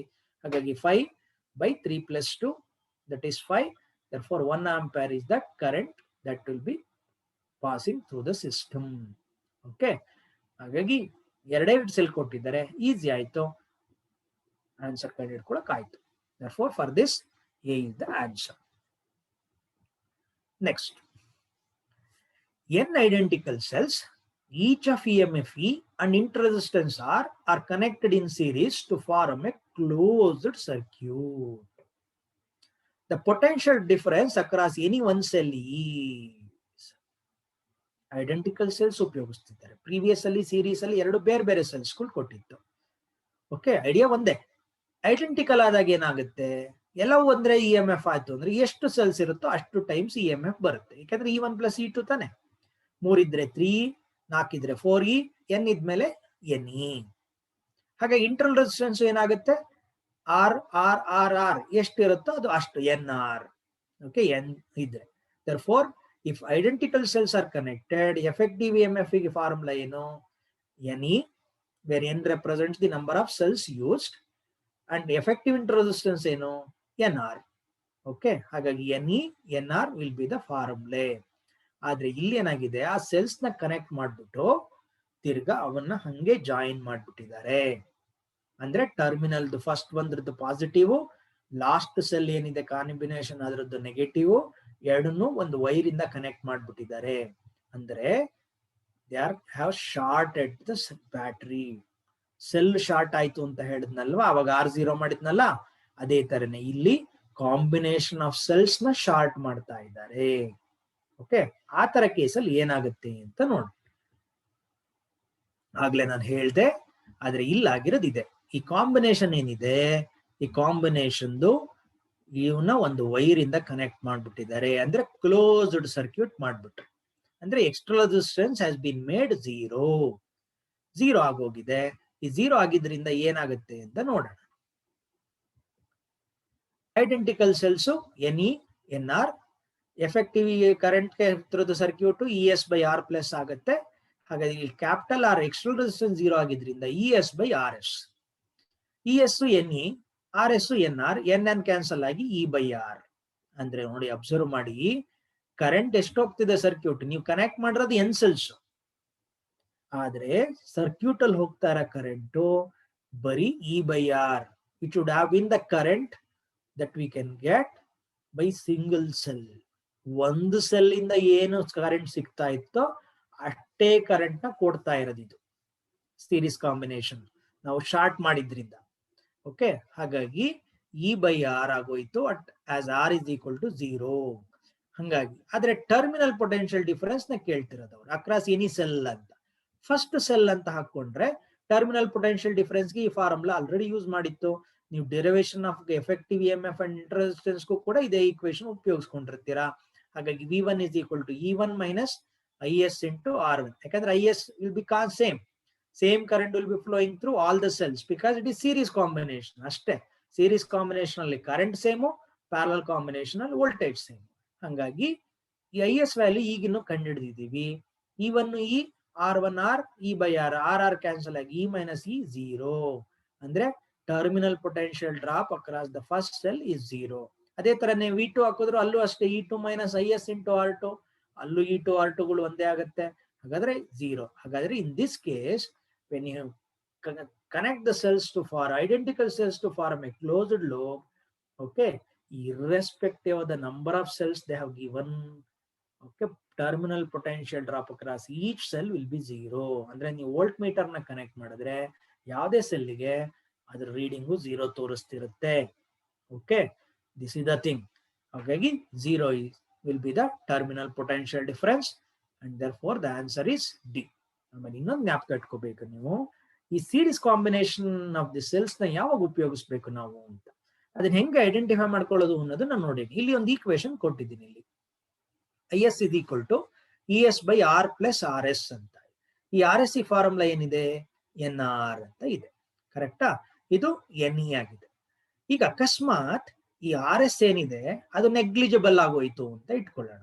ಕಂಪೇರ್ ಟು R ಅಂದ್ರೆ you have connected the battery series combination of the cells to an external resistance where actually the external resistance value is very much greater than the effective internal resistance of the combination.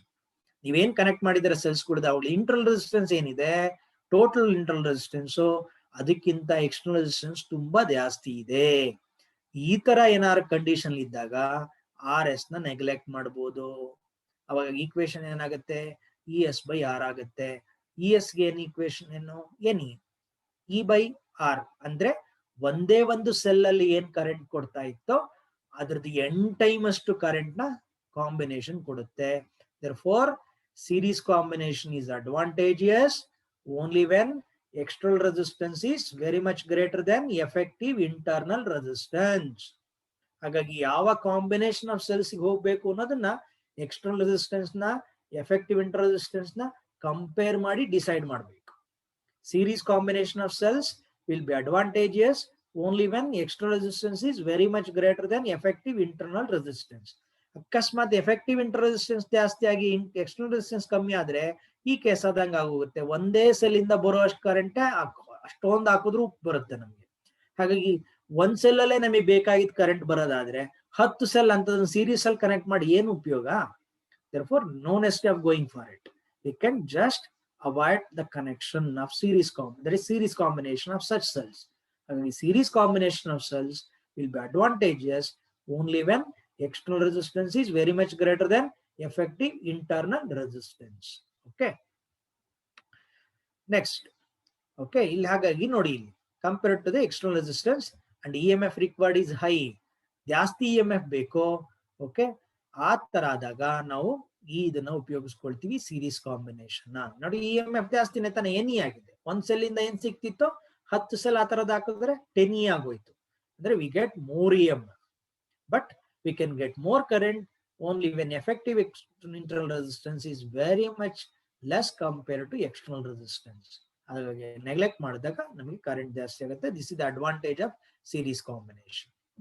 Okay, here is the next question.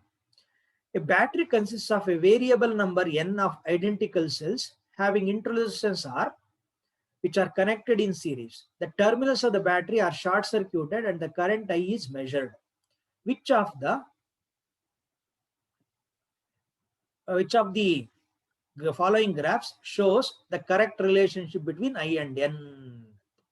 Okay, I and N correct relationship ಏನು ಅಂತ ಕೇಳ್ತಾ ಇದ್ದಾರೆ. ಈಗ ಇಲ್ಲಿ ನೋಡಿ, graphs ಗಳು ಏನೇನು ಕೊಟ್ಟಿದ್ದಾರೆ. I is constant even when you increase the number of cells. Number of cells ನಾವು ಜಾಸ್ತಿ ಮಾಡಿದ್ರು ಕರೆಂಟ್ ಒಂದೇ ಇದೆ. Here I is varying linearly with number of cells. I and N are varying a curve. Okay, ಈ ತರ ಇದಾಗ್ತಾ ಇರೋದು constant ಆಗುವಂಥದ್ದು.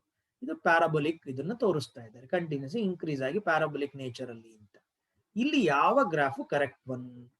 ಪ್ರೀವಿಯಸ್ ಒಂದು ಪ್ರಾಬ್ಲಮ್ ಅಲ್ಲಿ ಎನ್ ಐಡೆಂಟಿಕಲ್ ಇದ್ದಾಗ ನಾನು ಹೇಳ್ಕೊಟ್ಟೆ, ಇದು ES R by R NE R0 ಆಗ್ತಾ ಇದೆ, ಶಾರ್ಟ್ ಆಗಿದೆ ಅಂತ ಹೇಳಿದ್ದಾರೆ. E by R ಅಂದ್ರೆ ಎಷ್ಟೇ ಸೆಲ್ಸ್ ಉಪಯೋಗಿಸ್ತಾ ಇದ್ರು ಶಾರ್ಟ್ ಆದಾಗಿದ್ರಿಂದ circuit IS is E by R only. Therefore, current in the circuit is independent of N and it remains constant. Constant ಆಗಿ ಕರೆಂಟ್ ಇರುತ್ತೆ, ನೀವು ಸೆಲ್ಸ್ ಎಷ್ಟೇ ಹಾಕಿದ್ರು ಶಾರ್ಟ್ ಸರ್ಕ್ಯೂಟ್ ಆಗಿರೋದ್ರಿಂದ. ಹಾಗಾಗಿ ಕರೆಂಟ್ ಕಾನ್ಸ್ಟೆಂಟ್ ಇರಬೇಕು ಏನೇ ನಂಬರ್ ಆಫ್ ಸೆಲ್ಸ್ ಉಪಯೋಗಿಸಿದ್ರು ಅಂತ ಅಂದ್ಮೇಲೆ the correct graph is this one. ನೋಡಿ, ಒಟ್ ಬಂದಿದ್ದ ಐಡಿಯಾ ಏನಿದೆ ಅದನ್ನು ನೋಡಿದ ತಕ್ಷಣ we can identify the correct graph. Okay, therefore for this one A is the answer. Okay, ಅಲ್ಲಿ ನ್ಯೂಮರಿಕಲ್ ಇದನ್ನು ಕೊಟ್ಟಿದ್ರು, ಇದು ಗ್ರಾಫ್ಗೆ ಚೇಂಜ್ ಮಾಡಿಕೊಟ್ಟಿದ್ದಾರೆ. ಅದನ್ನ ನೋಡ್ಕೊಂಡು ನೀವು ಅಪ್ಲೈ ಮಾಡ್ಬೇಕಷ್ಟೇ. Yes, here is a question. In the circuit shown, the terminal voltage across 8 volt and 12 volt cells are. ನೋಡಿ, ಅವಾಗಲೇ ನಾನು ಒಂದು ವರ್ಡ್ ಉಪಯೋಗಿಸಿದೆ, ಸೀರೀಸ್ ಕಂಜಂಕ್ಷನ್. ಅಂದ್ರೆ ಎಲ್ಲಾ ಸೆಲ್ಸ್ ಸೀರೀಸ್ ಅಲ್ಲಿ ಒಂದೇ ಡೈರೆಕ್ಷನ್ ಅಲ್ಲಿ ಕಳ್ಸೋಕೆ ನೋಡ್ತಾ ಇವೆ ಕರೆಂಟ್ ನ, ಅದು ಸೀರೀಸ್ ಕಂಜಂಕ್ಷನ್. ಕೆಲವು ಸಲ ಏನಾಗುತ್ತೆ, ಸೆಲ್ಸ್ಗಳು ಕಳ್ಸಕ್ಕೆ ಟ್ರೈ ಮಾಡ್ತಾ ಇರ್ತಲ್ಲ, ಟೆಂಡೆನ್ಸಿ ಏನಿರುತ್ತೆ ಅದು ಬೇರೆ ಬೇರೆ ಇರುತ್ತೆ. ಆತರ ಬೇರೆ ಬೇರೆ ಡೈರೆಕ್ಷನ್ ಅಲ್ಲಿ ಇರೋ ಸೆಲ್ಸ್ ಅಥವಾ ಯಾವ್ದಾದ್ರು ಒಂದು, ಮಿಕ್ಕಿದ್ದೆಲ್ಲ ಒಂದು ಡೈರೆಕ್ಷನ್ ಇದ್ದು ಇನ್ನೊಂದು ಒಂದೇ ಆದ್ರೆ ಈ ತರ ಕನೆಕ್ಷನ್ ಮಾಡಿದೀವಿ ಅಂತ ಹೇಳಿದ್ರೆ ಅದನ್ನ ನಾವು ಸೀರೀಸ್ ಅಪೋಸಿಷನ್ ಅಂತ ಹೇಳ್ತೀವಿ. ನೋಡಿ, ಒಂದು 8 ವೋಲ್ಟ್ ಸೆಲ್ ಇದೆ, ಇನ್ನೊಂದು 12 ವೋಲ್ಟ್ ಸೆಲ್ ಇದೆ. 12 ವೋಲ್ಟ್ ಸೆಲ್ ಪಾಸಿಟಿವ್ ಇಂದ ನೆಗೆಟಿವ್ ಡೈರೆಕ್ಟ್ ಹಿಂಗೆ ಕಳ್ಸಕ್ಕೆ ನೋಡುತ್ತೆ. ಓಕೆ, ಆಕ್ಚುಲ್ ಆಗಿ ಯಾರೋ ಮಾರ್ಕು ನಾನು ಹಾಕೊಂಡಿರೋದು ಈಗ ಇದಕ್ಕೋಸ್ಕರ. ಓಕೆ, ಆದ್ರೆ ಅದನ್ನೇನ್ ಸರ್ಕ್ಯೂಟ್ ಅಲ್ಲಿ ಕೊಟ್ಟಿರಲಿಲ್ಲ, ಹಾಕಿದ್ದೀನಿ ಅಷ್ಟೇ. ಇಲ್ಲಿ ಈ 8 ವೋಲ್ಟ್ ಸೆಲ್ ಏನ್ ಮಾಡುತ್ತೆ, it tries to send the current in this direction. ಹಾಗಾದ್ರೆ ಯಾವ ಡೈರೆಕ್ಷನ್ ಅಲ್ಲಿ ಹೋಗುತ್ತೆ? ಇದ್ರದ್ದು ಇ ಎಂ ಎಫ್ ಬರೀ 8 ವೋಲ್ಟ್, ಇದ್ರದ್ದು 12 ವೋಲ್ಟ್. ಹಾಗಾದ್ರೆ which one is more dominant? 12 volt. therefore this decides the direction of the current. ನೀವು ಕನೆಕ್ಟ್ ಮಾಡಿರೋದು ಆಪೋಸಿಷನ್ ಅಲ್ಲಿ, ಆದರೆ ಇದು ಡಿಸೈಡ್ ಮಾಡುತ್ತೆ. ಓಕೆ, ಇದು ಯಾವುದು ಕರೆಂಟ್ ಡೈರೆಕ್ಷನ್ ಅಲ್ಲಿ ಹೋಗ್ಬೇಕು ಅನ್ನೋದನ್ನ ಡಿಸೈಡ್ ಮಾಡುತ್ತೆ. ಹಾಗಾಗಿ ಇದ್ರ ಡೈರೆಕ್ಷನ್ ಅಂದ್ರೆ ಇದನ್ನ ಸಪ್ರೆಸ್ ಮಾಡಿಕೊಂಡು ಇದು ಕರೆಂಟ್ ನ ಕಳಿಸುತ್ತೆ. therefore this is the direction in which current flows. Okay, ಹಾಗಾಗಿ ಆಂಟಿ ಕ್ಲಾಕ್ ವೈಸ್ ಡೈರೆಕ್ಷನ್ ಅಲ್ಲಿ ಈ ಲೂಪ್ ಅಲ್ಲಿ ಕರೆಂಟ್ ಹೋಗ್ತಾ ಇರುತ್ತೆ. This is because of this one, ಈ ವ್ಯಾಲ್ಯೂ. ಅಕಸ್ಮಾತ್ ಇಲ್ಲಿ ಜಾಸ್ತಿ ಕೊಟ್ಟು ಇಲ್ಲಿ ಕಡಿಮೆ ಕೊಟ್ಟಿದ್ದಿದ್ರೆ ಈ ಡೈರೆಕ್ಷನ್ ಅಲ್ಲಿ ಹೋಗ್ತಿತ್ತು. therefore whenever you are given with cells of different EMFs in opposition, identify the cell having higher EMF and that decides the direction of the current flowing through the actual circuit. Okay, ಇದು ಒಂದು. ಕೇಳ್ತಿರೋದು ನಮ್ಮನ್ನೇನ, terminal potential difference. ಒಂದೊಂದು ಸೆಲ್ಗೆ connection ಮಾಡಿದ terminal potential difference ಕಂಡುಹಿಡಿಯೋದು, ಅದ್ರ ಬಗ್ಗೆ ವ್ಯಾಲ್ಯೂದು problem workout ಮಾಡಿದ್ವು. ಈಗ combination ಅಲ್ಲಿ ಕೊಟ್ಬಿಟ್ಟಿದ್ದಾರೆ, ಹಾಗಾಗಿ ಇಲ್ಲಿ ಹೆಂಗ್ ವರ್ಕೌಟ್ ಮಾಡೋದು? ಈಗ ಅದಕ್ಕೆ ವರ್ಕ್ ಮಾಡೋದಕ್ಕಿಂತ ಮುಂಚೆ ಇನ್ನೊಂದು ಜ್ಞಾಪಕ ಇಟ್ಕೋಬೇಕು. ನೀವು ಸೆಲ್ ಇಂದ ಎನರ್ಜಿನ ಡ್ರಾ ಮಾಡ್ತಾ ಇದ್ದೀರಾ ಅಂತಂದ್ರೆ ಎಕ್ಸ್ಟರ್ನಲ್ ರೆಸಿಸ್ಟರ್ ಮೂಲಕ, terminal potential difference E M F ಗಿಂತ ಕಮ್ಮಿ ಇರುತ್ತೆ. ಹಾಗಾಗಿ V is equal to E minus I R ಆಗುತ್ತೆ. ಅಂದ್ರೆ ಕರೆಂಟ್ ಯಾವ್ದಾದ್ರು ಒಂದು ಸೆಲ್ ಅಲ್ಲಿ ಈ ತರ ಹೋಗ್ತಾ ಇದ್ರೆ, ಅಂದ್ರೆ ನೆಗೆಟಿವ್ ಟರ್ಮಿನಲ್ ಇಂದ ಪಾಸಿಟಿವ್ ಟರ್ಮಿನಲ್ ಹೋದಂಗೆ, ಅಂದ್ರೆ ಈ ಡೈರೆಕ್ಷನ್ ಅಲ್ಲಿ ಹೋಗ್ತಿದ್ರೆ, ಅಂದ್ರೆ ಕರೆಂಟ್ ಡಿಸಿಪೇಟ್ ಆಗ್ತಾ ಇದೆ ಅಥವಾ ಎನರ್ಜಿ ಡಿಸಿಪೇಟ್ ಆಗ್ತಾ ಇದೆ ಅಂತ, ಅಂದ್ರೆ ಸೆಲ್ ಡಿಸ್ಚಾರ್ಜ್ ಆಗ್ತಿದೆ ಅಂತ ಅನ್ನೋದಾದ್ರೆ ಅವಾಗ V is equal to I R. ಅದ್ರದ್ದು ಇ ಎಂ ಎಫ್ ಏನಿದೆ ಅದಕ್ಕೆ ಎಗನೆಸ್ಟ್ ಆಗಿ ಕರೆಂಟ್ ಹೋಗ್ತಾ ಇದೆ ಅಂದ್ರೆ that is the case of charging. Okay, ಯಾವುದೇ ಒಂದು ಸೆಲ್ ನ ಚಾರ್ಜ್ ಮಾಡಕ್ಕೆ ಎಬಿಲಿಟಿ ಇದೆ ಅಂತ ಹೇಳಿದ್ರೆ we call the cell us secondary cell. Primary cell is the one which cannot be recharge. Secondary cell is the one which can be recharge. Okay, recharge ಮಾಡಕ್ ಆಗೋದನ್ನ secondary cells ಅಂತಾರೆ, recharge ಮಾಡಕ್ ಆಗದಲ್ಲ cells ನ primary cells ಅಂತ. ಹಾಗಾಗಿ ನಾವು mobiles ಅಲ್ಲಿ, ಮನೆಗಳಲ್ಲಿ UPS ಉಪಯೋಗಿಸೋ ಅವೆಲ್ಲ ಸೆಕೆಂಡರಿ ಸೆಲ್ಸ್. ಲ್ಯಾಬ್ ಅಲ್ಲಿ ಎಲೆಕ್ಟ್ರೋಲೈಟ್ ನ ಅಥವಾ ಮನೆಗಳಲ್ಲಿ ಉಪಯೋಗಿಸ್ತಿರಲ್ಲ ಡ್ರೈ ಸೆಲ್ಸ್, ಬ್ಯಾಟ್ರಿಗಳಿಗೆ ಟಾರ್ಚ್ ಗಳಿಗೆ ಹಾಕುವಂಥದ್ದು ಅಥವಾ ವಾಲ್ ಕ್ಲಾಕ್ ಅದಕ್ಕೆಲ್ಲ ಉಪಯೋಗಿಸ್ತಲ್ಲ. ಒಂದಷ್ಟು ದಿವಸ ಉಪಯೋಗಿಸಾದ್ಮೇಲೆ ಅದನ್ನೇ ಹಸಿತೀವಿ. Okay, we have to replace it and it cannot be recharge. ಅದೇ ತರ ಸೆಲ್ಗಳನ್ನ ಕೆಲವು ರೀಚಾರ್ಜಬಲ್ ಸೆಲ್ಸ್ ಬರುತ್ತೆ, ಮನೆಯಲ್ಲಿ ಒಂದು ಇದಕ್ಕೆ ಹಾಕಿ ಪೋರ್ಟ್ಗೆ ಹಾಕಿ ಅದನ್ನ ಚಾರ್ಜ್ ಮಾಡ್ಕೊಳ್ಳೋಂಥದ್ದು ಬರುತ್ತೆ. ಹಾಗಾಗಿ ಚಾರ್ಜ್ ಮಾಡೋ ಎಬಿಲಿಟಿ ಇದೆ ಅಂದ್ರೆ ಅದನ್ನ ಸೆಕೆಂಡರಿ, ಚಾರ್ಜ್ ಮಾಡಕ್ ಆಗ್ತಾ ಇಲ್ಲ ಅಂದ್ರೆ ಅದನ್ನ ಪ್ರೈಮರಿ ಸೆಲ್ ಅಂತ ಹೇಳ್ತೀವಿ. ಹಾಗಾಗಿ ಯಾವುದೇ ಸೆಲ್ ಇಂದ ಎನರ್ಜಿ ಡಿಸ್ಚಾರ್ಜ್ ಅಂದ್ರೆ ಆಗ್ತಾ ಇದೆ ಅನ್ನೋ ಡೈರೆಕ್ಷನ್ ಅಲ್ಲಿ ಕರೆಂಟ್ ಇದ್ರೆ ಅವಾಗ ಅದರ ಟರ್ಮಿನಲ್ ಪೊಟೆನ್ಷಿಯಲ್ ಡಿಫರೆನ್ಸ್ ಗೆ ಏನ್ ಈಕ್ವೇಶನ್ ಬರೀಬೇಕು?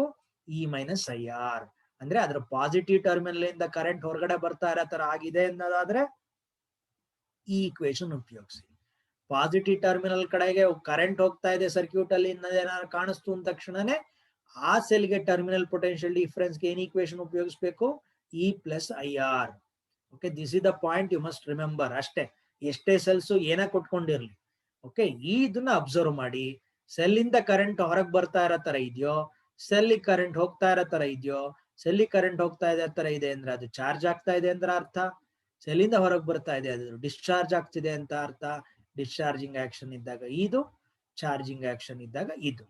ಓಕೆ, ಈಗ ಸುಮ್ನೆ ಹಾಗೆ ಅಬ್ಸರ್ವ್ ಮಾಡೋಣ. ಇದು ವಾಪಸ್ ಇದಕ್ಕೆ ನೋಡಿ, 12 ಇಂದ ಹೊರಗೆ ಬರ್ತಾ ಇರತ್ತೆ ಕರೆಂಟ್, ಯಾಕಂದ್ರೆ ಈ ಡೈರೆಕ್ಷನ್ ಅಲ್ಲಿ ಹೋಗುತ್ತೆ ಅಂತ ತೋರಿಸಿದೆ ನಾನು. ಹಾಗಾದ್ರೆ 12 ವೋಲ್ಟ್ ಸೆಲ್ ಡಿಸ್ಚಾರ್ಜ್ ಆಗ್ತಾ ಇದೆ. ಹಾಗಾದ್ರೆ ಈ ಸೆಲ್ಗೆ ಟರ್ಮಿನಲ್ ಪೊಟೆನ್ಶಿಯಲ್ ಡಿಫರೆನ್ಸ್ ಕಂಡುಹಿಡಿಯುವಾಗ V is equal to E minus I R ಉಪಯೋಗಿಸ್ಬೇಕು. ಆದ್ರೆ ಈತಕ್ಕೆ ನೋಡಿದ್ರೆ ಕರೆಂಟ್ ಪಾಸಿಟಿವ್ ಟರ್ಮಿನಲ್ ಒಳಕ್ ಹೋದಂಗ ಆಗ್ತಿದೆ. ಅಂದ್ರೆ ಅರ್ಥ ಏನು? ಇದು ಚಾರ್ಜ್ ಅಪ್ ಆಗ್ತಾ ಇದೆ. ಹಂಗಾಗಿ ಇದಕ್ಕೆ equation V is equal to E plus I R form ಉಪಯೋಗಿಸ್ಬೇಕು. ಆದ್ರೆ ಇಲ್ಲಿ ಕಾಂಬಿನೇಷನ್ ಇದೆ. ಹಾಗಾಗಿ ಏನ್ ಮಾಡ್ಬೇಕು? First effective E M F ನ ಕಂಡುಹಿಡ್ಕೊಳ್ಳೋಣ. ಆಪೋಸಿಷನ್ ಇರೋದ್ರಿಂದ ಏನಾಯ್ತು? E2 ಮೈನಸ್ E1 ಆಯ್ತು. ಒಂದೇ ಡೈರೆಕ್ಷನ್ ಇದ್ರೆ E2 ಪ್ಲಸ್ E1 ಬರೀತಿದ್ರೆ ಅದು ಒಂದು ಪ್ರಾಬ್ಲಮ್ ವರ್ಕೌಟ್ ಮಾಡಿದ್ದೀನಿ ಆಲ್ರೆಡಿ. ಹಾಗಾಗಿ 4 ವೋಲ್ಟ್ ಆಯ್ತು. ಆದ್ರೆ effective inter resistance remains same, R1 plus R2 ನೇ ಆಗುತ್ತೆ. ಯಾಕಂದ್ರೆ ರೆಸಿಸ್ಟೆನ್ಸ್ ಕ್ಯಾನ್ಸಲ್ ಆಗಲ್ಲ, ಯಾವಾಗ್ಲೂ ಆಡ್ ಅಪ್ ಆಗುತ್ತೆ ಅಷ್ಟೇ. ನೀವು ಯಾವುದೇ ತರ ಸೆಲ್ಸ್ ನ ಕನೆಕ್ಷನ್ ಮಾಡಿ ಸೀರೀಸ್ ಅಲ್ಲಿ ಇದೆ ಅಂದ್ಮೇಲೆ ಅಪೋಸಿಷನ್ ಅಥವಾ ಕಂಜಂಕ್ಷನ್, ಓಕೆ, ಎಲ್ಲಾ ಕೇಸಸ್ ಅಲ್ಲೂ effective resistance will be the sum of the individual internal resistances ಆಗುತ್ತೆ. ಹಾಗಾಗಿ 3 ಓಮ್. ಹಾಗಾದ್ರೆ ಐ ಇಸ್ ಈಕ್ವಲ್ ಟು ಏನು? E effective by R plus R effective. ಹಾಗಾಗಿ 4 divided by 9 plus 3 external resistance value ಕೊಟ್ಟಿದ್ದಾರೆ. ಹಾಗಾಗಿ 4/12 that is 1/3 ampere. 1/3 ampere. Okay, ಅದೇ. ಹಾಗಾಗಿ ನಾನು ಆಲ್ರೆಡಿ ಫಸ್ಟ್ ಹೇಳಿದೆ 8 ವೋಲ್ಟ್ ಸೆಲ್ಲು ಚಾರ್ಜ್ ಆಗ್ತಾರ ಇದೆ. ಹಾಗಾಗಿ ಈಕ್ವೇಶನ್ ಏನು ಉಪಯೋಗಿಸಿದ್ದೀನಿ? E1 ಪ್ಲಸ್ IR1 ಸಬ್ಸ್ಟಿಟ್ಯೂಷನ್ ಮಾಡಿದೆ. ಎಷ್ಟು ಬಂತು? 25/3 ಅಂದ್ರೆ 8.34 ವೋಲ್ಟ್. 12 ವೋಲ್ಟ್ ಸೆಲ್ಲು ಡಿಸ್ಚಾರ್ಜ್ ಆಗ್ತಾ ಇದೆ. ಹಾಗಾಗಿ ಈಕ್ವೇಶನ್ ಏನು? E2 minus IR2. I ಕಂಡಿಡ್ಕೋಬೇಕು, I ಬೇಕೇ ಬೇಕು. ಹಂಗಾಗಿ 11.34 ವೋಲ್ಟ್. ಇಲ್ಲಿ ಎಕ್ಸ್ಟರ್ನಲ್ ರೆಸಿಸ್ಟೆನ್ಸ್ ನ ಕೊಟ್ಟಿದ್ದಾರೆ. ಆಯ್ತಾ? ಅಕಸ್ಮಾತ್ ಎಕ್ಸ್ಟರ್ನಲ್ ರೆಸಿಸ್ಟೆನ್ಸ್ 0 ಆಗಿದ್ದಿದ್ರೆ ಇದೊಂದು 0 ಆಗ್ತಿತ್ತು. ಇನ್ ಈಕ್ವೇಶನ್ ಇಷ್ಟೇ ಉಳ್ಕೊಳ್ಳೋದು, ಮಿಕ್ಕಿದ್ದು ಅದೇ ತರ ಕ್ಯಾಲ್ಕುಲೇಷನ್ ಮಾಡ್ಬೇಕಿತ್ತು. ಯಾಕೆ ಈ ಪಾಯಿಂಟ್ ನ ಮೆನ್ಷನ್ ಮಾಡಿದೆ ಅಂದ್ರೆ ಈ ಕ್ವಶನ್ ಆಲ್ರೆಡಿ ನಾ ಮುಂಚೆನ ಹಾಕಿತ್ತು, ಎಲ್ಲ ರೆಡಿ ಇತ್ತು, ಡಿಸ್ಕಸ್ ಮಾಡಕ್ಕಾಗಿರ್ಲಿಲ್ಲ. ನೀವು ಯಾರು KCET ಬೋರ್ಡ್ ಇದರಿಂದ ಏನು ಆ ಫೌಂಡೇಶನ್ ಇದ್ರ ಕ್ಲಾಸ್ ಆಗ್ತಾ ಇದೆ, ಅದ್ರದ್ದು ಒಂದು ಮಾಡೆಲ್ ಪೇಪರ್ ಅಲ್ಲಿ ಕ್ವಶನ್ ಕೊಟ್ಟಿದ್ರು.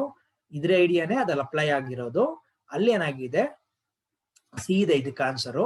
ಅಕಸ್ಮಾತ್ ಏನಾರು ಎಕ್ಸ್ಟರ್ನಲ್ ರೆಸಿಸ್ಟೆನ್ಸ್ ಏನಾದ್ರು 0 ಆಗ್ಬಿಟ್ಟಿದ್ರೆ ಅವಾಗ ಅದನ್ನು ಉಪಯೋಗಿಸ್ಕೊಂಡು ಮಿಕ್ಕಿದ್ ಕಂಡುಹಿಡಿಬಹುದಾಗಿತ್ತು.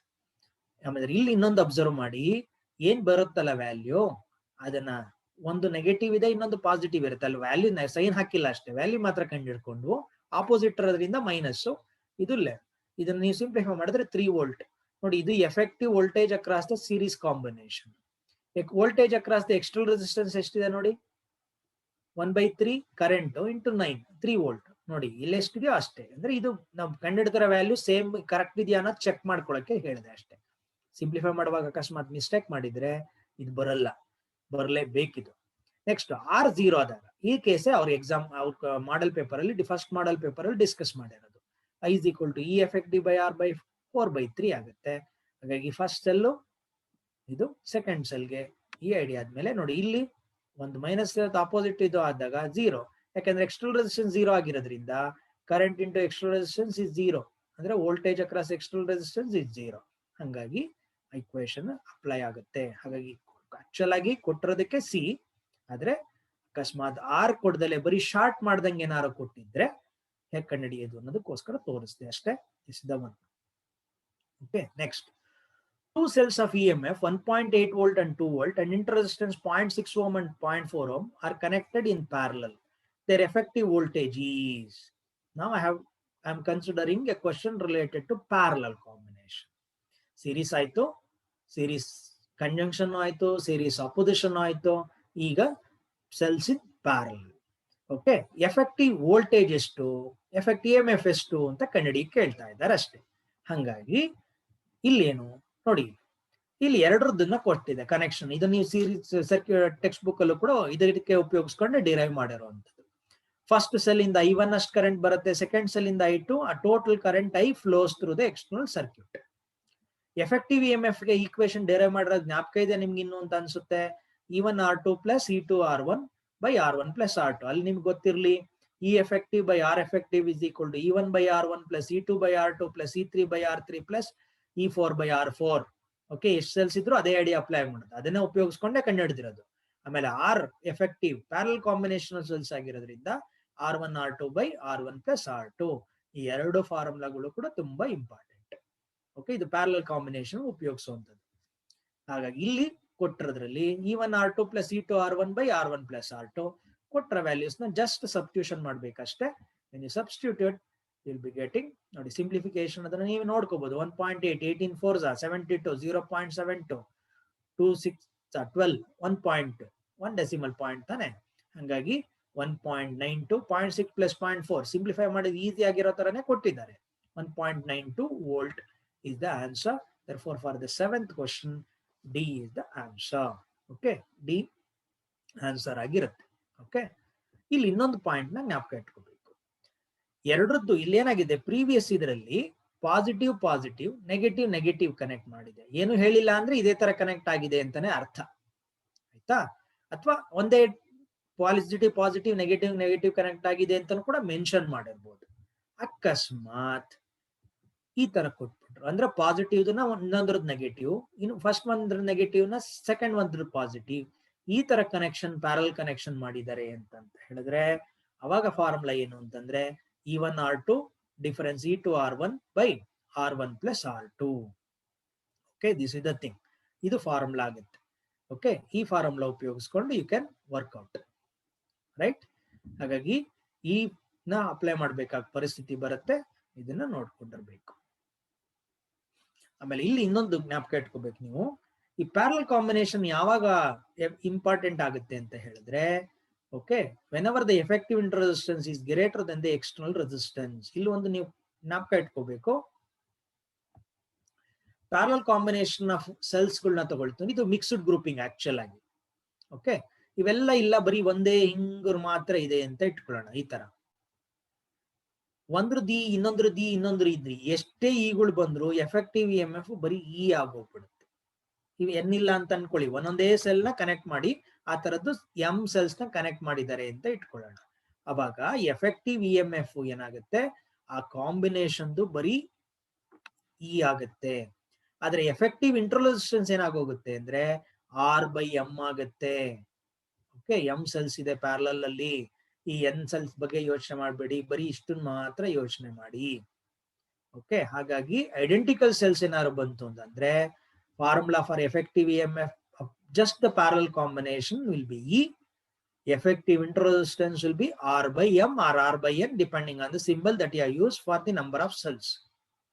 ಹಾಗಾಗಿ ಕರೆಂಟಿನ ಸರ್ಕ್ಯೂಟ್ ಏನಾಗೋಗುತ್ತೆ ಅಂತ ಹೇಳಿದ್ರೆ E divided by external resistance capital R divided by ಈ N ಬಿಟ್ಟು ಹಾಕಿ. ಈಗ N ಇಲ್ಲ ತಾನೆ, ಈಗ N ಸೆಲ್ಸ್ ಇಲ್ವಲ್ಲ, ಬರೀ ಒಂದೊಂದೇ ತಾನೆ ಇರೋದು. ಹಂಗಾಗಿ ಈ N ತೆಗೆದಾಕಿದ್ರೆ ಉಳ್ಕೊಳ್ಳೋದು ಈಕ್ವೇಶನ್ ಏನಾಗುತ್ತೆ, E divided by R+R/M ಅಂತ ಬರುತ್ತೆ. ನೋಡಿ, ಈಗ ಅಕಸ್ಮಾತ್ ಎಕ್ಸ್ಟರ್ನಲ್ ರೆಸಿಸ್ಟೆನ್ಸ್ ಜಾಸ್ತಿ ಇದ್ಬಿಡ್ತು ಅಂತ ಇಟ್ಕೊಳ್ಳೋಣ, ಅಂದ್ರೆ ಈ R/M ಗಿಂತ. ಆ ಕೇಸಲ್ಲಿ ಏನಾಗುತ್ತೆ, ಈ ಎನ್ ಇಲ್ಲ ಈಗ ಸದ್ಯಕ್ಕೆ. ಓಕೆ, ಎನ್ ಇಲ್ದಲ್ಲ ಇದ್ದಾಗ, ಓಕೆ, ಈ ಆರ್ ಏನಾದ್ರು ಜಾಸ್ತಿ ಇದ್ಬಿಟ್ರೆ ಬರೀ E/R ಅಂದ್ರೆ current due to single cell ಬರುತ್ತೆ. ಅಕಸ್ಮಾತ್ ಆರು ಈ R/M ಗಿಂತನೂ ತುಂಬಾ ಕಮ್ಮಿ ಇದ್ಬಿಟ್ರೆ ಆರ್ ನೆಗ್ಲಿಜಿಬಲ್ ಆಗೋಯ್ತು. E divided by R/M ಅಂತ ಬಂತು, ಮೇಲಕ್ಕೆ M ಬಂತು. ಹಾಗಾದ್ರೆ ME/R ಅಂದ್ರೆ current due to the current in the circuit is M times the current due to single cell. ಹಾಗಾಗಿ parallel combination of cells will be advantageous whenever external resistance is negligible. Series combination is advantageous whenever external resistance is more than effective internal resistance. Okay, series combination ಆದಾಗ ಏನಾಗುತ್ತೆ, ಈ ಎಂಗಳು ಇರಲ್ಲ, ಬರೀ ಒಂದೇ ಎನ್ಗಳು ಇರುತ್ತೆ. ಹಾಗಾಗಿ N ಉಳಿಸ್ಕೊಳ್ಳಿ, M ಕಿತ್ತಾಕಿ, NE/R+NR ಆ equation already ನಾನು ಉಪಯೋಗಿಸ್ತೆ. ಓಕೆ, ಕೆಲವು ಸಲ ಏನಾಗುತ್ತೆ ಅಂದ್ರೆ we come across what is known as mixed grouping, ಅಂದ್ರೆ ಸೀರೀಸ್ ಅಲ್ಲೂ ಇರುತ್ತೆ ಪ್ಯಾರಲಲ್ ಅಲ್ಲೂ ಇರುತ್ತೆ. ಆ ತರ ಕಾಂಬಿನೇಷನ್ ಬಂದಾಗ ಇದು ಫಾರ್ಮುಲಾ ಆಗುತ್ತೆ. Okay, this is the formula that you have to remember. Okay, ಇಲ್ಲಿ ಏನಾಗುತ್ತೆ, ಆಲ್ರೆಡಿ ಎನ್ ಇದೆ ಇಲ್ಲಿ, ಹೌದಾ? ಹಾಗಾಗಿ R is equal to NR/M ಅಷ್ಟಕ್ಕೆ ಈಕ್ವಲ್ ಆದ್ರೆ ಸಾಕು. ಆರ್ ಬಿಟ್ಟಾಕಿ ಬರೀ NR/M ಅಂತ ಮಾಡಿದ್ರೆ NN ಕ್ಯಾನ್ಸಲ್ ಆದ್ರೂ ಕೂಡ M ಉಳ್ಕೊಳ್ಳುತ್ತೆ, ME/R ಅಂತ ಬರುತ್ತೆ. Therefore I will be maximum whenever R is equal to NR by M, or M into R is equal to NR. Therefore, mixed grouping is advantageous whenever external resistance is equal to effective internal resistance of the combination. Okay, ನೀವು ಯಾವ್ದಾರ ಬುಕ್ಸ್ಗಳನ್ನ ಬೇಕಾದ್ರೆ refer ಮಾಡ್ಬೋದು. ಇನ್ನೊಂದ್ಸಲಿ ಇದು idea ಗೊತ್ತಾಯ್ತಪ್ಪ. ಇಷ್ಟು ಐಡಿಯಾಗ ನೀವು ಜ್ಞಾಪಕ ಇಟ್ಕೊಂಡ್ಬಿಡ್ತು ಅಂದ್ರೆ combination of ಸೆಲ್ಸ್ದು ಅಕಸ್ಮಾತ್ ನೋಡಿ, ಇದು ಈಕ್ವೇಶನ್ ಎರಡನೇ ಜ್ಞಾಪಕ ಇದನ್ನ ಜ್ಞಾಪಕ ಇಟ್ಕೊಂಡ್ರು ಸಾಕು. ಸೀರೀಸ್ ಅಲ್ಲಿ ಬಂದಾಗ NE ಆಗುತ್ತೆ. ಎಂ ಪ್ಯಾರಲ್ ಬರೀ ಇದ್ದು ಅಂದ್ರೆ N ಇರಲ್ಲ, ಅವಾಗ ಬರೀ E ಆಗುತ್ತೆ, R by M ಬರುತ್ತೆ, ಅವಾಗ NE. ಅದೇ ಹಾಗಾಗಿ ಇಲ್ಲಿ ಬರೀ ಸೀರೀಸ್ ಅಂದಾಗ M ತೆಗೆದಾಕಿ, ಬರೀ ಪ್ಯಾರಲಲ್ ಅಂದಾಗ N ತೆಗೆದಾಕಿ. ಓಕೆ, ಎರಡು ಇದ್ದಾಗ ಉಪಯೋಗಿಸ್ಕೊಳ್ಳಿ. Okay, this is the thing. Okay, ಇಷ್ಟು ಐಡಿಯಾ ನಿಮ್ಗೆ. Next, a student connects 4 identical cells, each of EMF 1.5 volt and internal resistance 0.25 ohm in series. One of the cells is wrongly connected. The current through an external resistance of 1 ohm connected to the combination is 4 cell ಇದೆ, 4 cells series ಅಲ್ಲಿ ಹಾಕಿದ್ದಾರೆ. ಆದ್ರೆ series ಅಲ್ಲಿ ನಾವು usual connect ಮಾಡುವಾಗ ಹೇಗೆ ಅಂತ ತೋರಿಸಿದೆ. ಅಂದ್ರೆ ಫಸ್ಟ್ ಒಂದ್ರದ್ದು negative, second one positive, second one negative, third ಒಂದು positive, third one negative has to be connected to fourth one positive. ಆದ್ರೆ ಒಂದು ಸೆಲ್ ನ ರಾಂಗ್ ಆಗಿ ಕನೆಕ್ಟ್ ಮಾಡ್ಬಿಟ್ಟಿದ್ದಾರೆ. 3 ಕನೆಕ್ಟ್ ಆಗಿ ಮಾಡ್ಕೊಂಡ್ ಬಂದ ಪೊಲಾರಿಟೀಸು, ಲಾಸ್ಟ್ ಒನ್ ರಾಂಗ್ ಆಗಿ ಕನೆಕ್ಟ್ ಮಾಡ್ಬಿಟ್ಟ. ಆ ತರ ಆದಾಗ what is the current that we get in the circuit? Okay, ಅದನ್ನ ಕಂಡಿಕ್ಕೆ ಕೇಳಿದ್ದಾರೆ. ಹೆಂಗ್ ವರ್ಕೌಟ್ ಮಾಡೋದು ನೋಡಿ. ಆಕ್ಚುಲ್ ಆಗಿ ಇದು ನಾನಾಗ್ಲೇ ಹೇಳ್ದೆ, NE ಇದೆ, NR ಅಂತ ಇದನ್ನ ಆಲ್ರೆಡಿ ಮೆನ್ಷನ್ ಮಾಡಿದೆ. ಈಗ ಅಕಸ್ಮಾತ್ N' number of cells out of N cells are connected wrongly ಅಂತ ಕೊಟ್ರು ಅಂತ ಇಟ್ಕೊಳ್ಳೋಣ. ಈಕ್ವಲೆಂಟ್ ಏನಾಗುತ್ತೆ? N-2N', where N' is the number of cells which have been connected wrongly in the series combination of N cells. N cells ಒಳಗಡೆ N' number of cells ನ wrong ಆಗಿ connect ಮಾಡಿದ್ದಾರೆ. ಆ ತರ ಆದಾಗ ಎಫೆಕ್ಟಿವ್ EMF ಗೆ ಈ ಫಾರ್ಮುಲಾ ಇದು. ಎಫೆಕ್ಟಿವ್ ಇಂಟರ್ನಲ್ ರೆಸಿಸ್ಟೆನ್ಸ್ಗೆ ಏನು ಚೇಂಜ್ ಆಗಲ್ಲ, ಇಲ್ಲಿದ್ರು ಅದೇ, ಇಲ್ಲೂ ಕೂಡ ಅದೇ ಆಗುತ್ತೆ. ಹಾಗಾಗಿ ಎಲ್ಲಾ ಒಂದೇ ಡೈರೆಕ್ಷನ್ ಇದ್ರು ಆರ್ ಈಕ್ವಲೆಂಟ್ ಒಂದೇ ಫಾರ್ಮುಲಾ, ತಪ್ಪ ಕನೆಕ್ಟ್ ಮಾಡಿದ್ರು ಕೂಡ ಅದೇ ಫಾರ್ಮುಲಾ. ಆದ್ರೆ ಎಫೆಕ್ಟಿವ್ EMF ಎಲ್ಲಾ ಸೇಮ್ ಡೈರೆಕ್ಷನ್ ಅಲ್ಲಿ ಇದ್ರೆ NE, ಅಕಸ್ಮಾತ್ N' number of cells wrong ಆಗಿ ಕನೆಕ್ಟ್ ಮಾಡಿದ್ರೆ N-2N' into E. Okay, therefore whenever you get this one, okay, you can work out. ಇಲ್ಲಿ ಫಾರ್ಮುಲಾ ಕೊಟ್ಟೆ, ಆದ್ರೆ ಈ ಫಾರ್ಮುಲಾ ಹೆಂಗ್ ಆಕ್ಚುಲ್ ಆಗಿ ವರ್ಕೌಟ್ ಆಗಿದೆ ಅನ್ನೋದನ್ನ ಇಲ್ಲಿ ತೋರಿಸ್ತಿದೆ. ನೋಡಿ ನೋಡಿ, ಇಲ್ಲಿ ಫಸ್ಟ್ ಸೆಲ್ ಸರಿಗಿದೆ, ಸೆಕೆಂಡ್, ಥರ್ಡ್ ಮೂರನ್ನು ಸರಿಯಾಗಿ ಕನೆಕ್ಟ್ ಮಾಡಿದೆ, ಫೋರ್ತ್ ಸೆಲ್ ನ ರಾಂಗ್ ಆಗಿ ಕನೆಕ್ಟ್ ಮಾಡ್ಬಿಟ್ಟಿದೆ. ನೋಡಿ, ಅಬ್ಸರ್ವ್ ಮಾಡಿ, ಈ ಸೆಲ್ಲು ಎರಡು ಐಡೆಂಟಿಕಲ್ ಆಗಿರೋದ್ರಿಂದ ಇದು ಒಂದು ಇದನ್ನ ನಲ್ಲಿಫೈ ಮಾಡುತ್ತೆ. ಅಂದ್ರೆ ಇವೆರಡು ಈಗ ಯೂಸ್ಲೆಸ್ ಆದಂಗ ಆಯ್ತು. ಯಾಕಂದ್ರೆ ಈ ಸೆಲ್ ರಾಂಗ್ ಆಗಿ ಕನೆಕ್ಟ್ ಮಾಡಿದ್ರಿಂದ ಅದು ಇದ್ರ ಎಫೆಕ್ಟ್ ನ ಕ್ಯಾನ್ಸಲ್ ಮಾಡ್ತು. ಹಂಗಾಗಿ ಇವೆರಡು ಸೆಲ್ ಈಗ ಯೂಸ್ ಆಗ್ತಿಲ್ಲ. ಓಕೆ, ವೇಸ್ಟ್ ಆಗ್ಬಿಡ್ತು. ಹಾಗಾಗಿ ಉಳ್ಕೊಂಡಿರೋದು ಕರೆಕ್ಟ್ ಆಗಿ ಯೂಸ್ ಆಗ್ತಿರೋದು ಎರಡೇ. ಈಗ ನೋಡಿ, ಹಾಗಾಗಿ ಇಲ್ಲಿ ಕನೆಕ್ಟ್ ಮಾಡ್ರೆ ಉಪಯೋಗಿಸ್ತಾ ಇದ್ದಿದ್ದು ಎಷ್ಟು ಸೆಲ್ಲು? 4 ಸೆಲ್ಲು. ಅದ್ರಲ್ಲಿ ಕನೆಕ್ಟ್ ಮಾಡಿರೋದು ಎಷ್ಟು ರಾಂಗು? 1. ಹಾಗಾಗಿ ಒಂದು ಇನ್ನೊಂದನ್ನ ಕ್ಯಾನ್ಸಲ್ ಮಾಡಿ ಉಳ್ಕೊಂಡಿರೋದು ಎಷ್ಟು? 2 ಮಾತ್ರ. ನೋಡಿ, ಇಲ್ಲಿ ನೀವು ಅಬ್ಸರ್ವ್ ಮಾಡಿ, N-ಗೆ 4 ಇದೆ, N' 2 ಇದೆ, ಸಾರಿ 1 ಇದೆ. ಹಾಗಾಗಿ 4 - 2 ತಾನೆ. ಅಂದ್ರೆ ನಾವು ಆಕ್ಚುಲ್ ಆಗಿ ಏನ್ 2 ಅಂತ ಬರ್ತಾ ಇದೆ, ನಾವು ಫಾರ್ಮುಲಾದಿಂದನೂ ಅದೇ ಬರ್ತಾ ಇದೆ. ಹಾಗಾಗಿ ಕೊಟ್ಟಿರೋ ಫಾರ್ಮುಲಾ ಕರೆಕ್ಟ್ ಆಗಿದೆ. ಆದ್ರೆ ಇಂಡಿವಿಜುವಲ್ EMF ನ ಮಲ್ಟಿಪ್ಲೈ ಮಾಡ್ತಾ ಇದೆ ಇಲ್ಲಿ. ಹಾಗಾಗಿ 2 × 1.5 3 ವೋಲ್ಟ್. ಅಂದ್ರೆ 4 ಸೆಲ್ಸ್ ನ ಕನೆಕ್ಟ್ ಮಾಡಿದ್ರೆ ಕರೆಕ್ಟ್ ಆಗಿ ಟೋಟಲ್ ಆಗಿ 6 ವೋಲ್ಟ್ ಬರ್ತಿತ್ತು. 4 × 1.5 ತಾನೆ. ಆದ್ರೆ ಒಂದೇ ಒಂದ್ ಸೆಲ್ ಕನೆಕ್ಟ್ ರಾಂಗ್ ಮಾಡಿದ್ರಿಂದ ರಾಂಗ್ ಆಗಿ ಸಿಗ್ತಾ ಇರೋ ವೋಲ್ಟೇಜ್ ಎಷ್ಟು? 3 ವೋಲ್ಟ್. ಹಾಗಾಗಿ ಅರ್ಧ ವೋಲ್ಟೇಜು ಕಮ್ಮಿ ಆದಂಗ ಆಗೋಯ್ತು ಇಲ್ಲಿ ಒಂದು ಸೆಲ್. ಯಾಕಂದ್ರೆ ಉಪಯೋಗಿಸ್ತಾರ 4 ಆಗಿರೋದ್ರಿಂದ. ಹಾಗಾಗಿ ನಂಬರ್ ಆಫ್ ಸೆಲ್ಸ್ ಯೂಸ್ ಮಾಡಿದ್ದು ಜಾಸ್ತಿ ಇದ್ದು, number of cells connected wrongly ಕಮ್ಮಿ ಇದ್ರೆ ಅವಾಗ ಇನ್ನೂ ಹೈಯರ್ ವ್ಯಾಲ್ಯೂಸ್ ಬರ್ತಿತ್ತು ನಮ್ಗೆ. ಈಗ ಅಕಸ್ಮಾತ್ 10 ಸೆಲ್ಸ್ ಆಗಿದ್ದಿದ್ರೆ 10 - 2, ಓಕೆ, 8 ಸೆಲ್ಸ್ ಎಫೆಕ್ಟ್ ಉಳ್ಕೊಳ್ತಾ ಇತ್ತು. 10ರಲ್ಲಿ 2 ಮಾತ್ರ ಕ್ಯಾನ್ಸಲ್ ಆಗ್ತಾ ಇದ್ದಿತ್ತಾನೆ. ಹಂಗಾಗಿ ಆದ್ರೆ ಇಲ್ಲಿ 4 ಇರೋದ್ರಿಂದ 2 ಹೊಟ್ಟೋಗಿದ್ರಿಂದ ಅರ್ಧ ಕಟ್ ಆಗೋಯ್ತು. ಹಾಗಾಗಿ ಅರ್ಧ ವೋಲ್ಟೇಜ್ EMF ಬರ್ತಾ ಇದೆ. ಎಫೆಕ್ಟಿವ್ EMF ಅಲ್ಲಿ ಏನು ಚೇಂಜ್ ಆಗಿಲ್ಲ, 4 into 0.25 1 ohm. ಹಾಗಾದ್ರೆ current is equal to E effective by R plus R effective. Therefore, it is 1.5 ampere. Okay, this is how we can get the current through the circuit whenever you are given with series combination with the wrong connection. Wrong connection ಮಾಡಿದೆ ಅಂತ ಏನಾದ್ರು ಹೇಳಿದ್ರೆ ಈ ತರ ಕಂಡುಹಿಡ್ಕೋಬಹುದು. Identical cells ಇದ್ರೆ ಇಲ್ದಲೇ ಇದ್ರೆ ಬೇರೆ ತರ ಏನ್ ಮಾಡೋದು ಅನ್ನೋದನ್ನು ಕೂಡ ಹೇಳ್ಕೊಟ್ಟಿದೆ.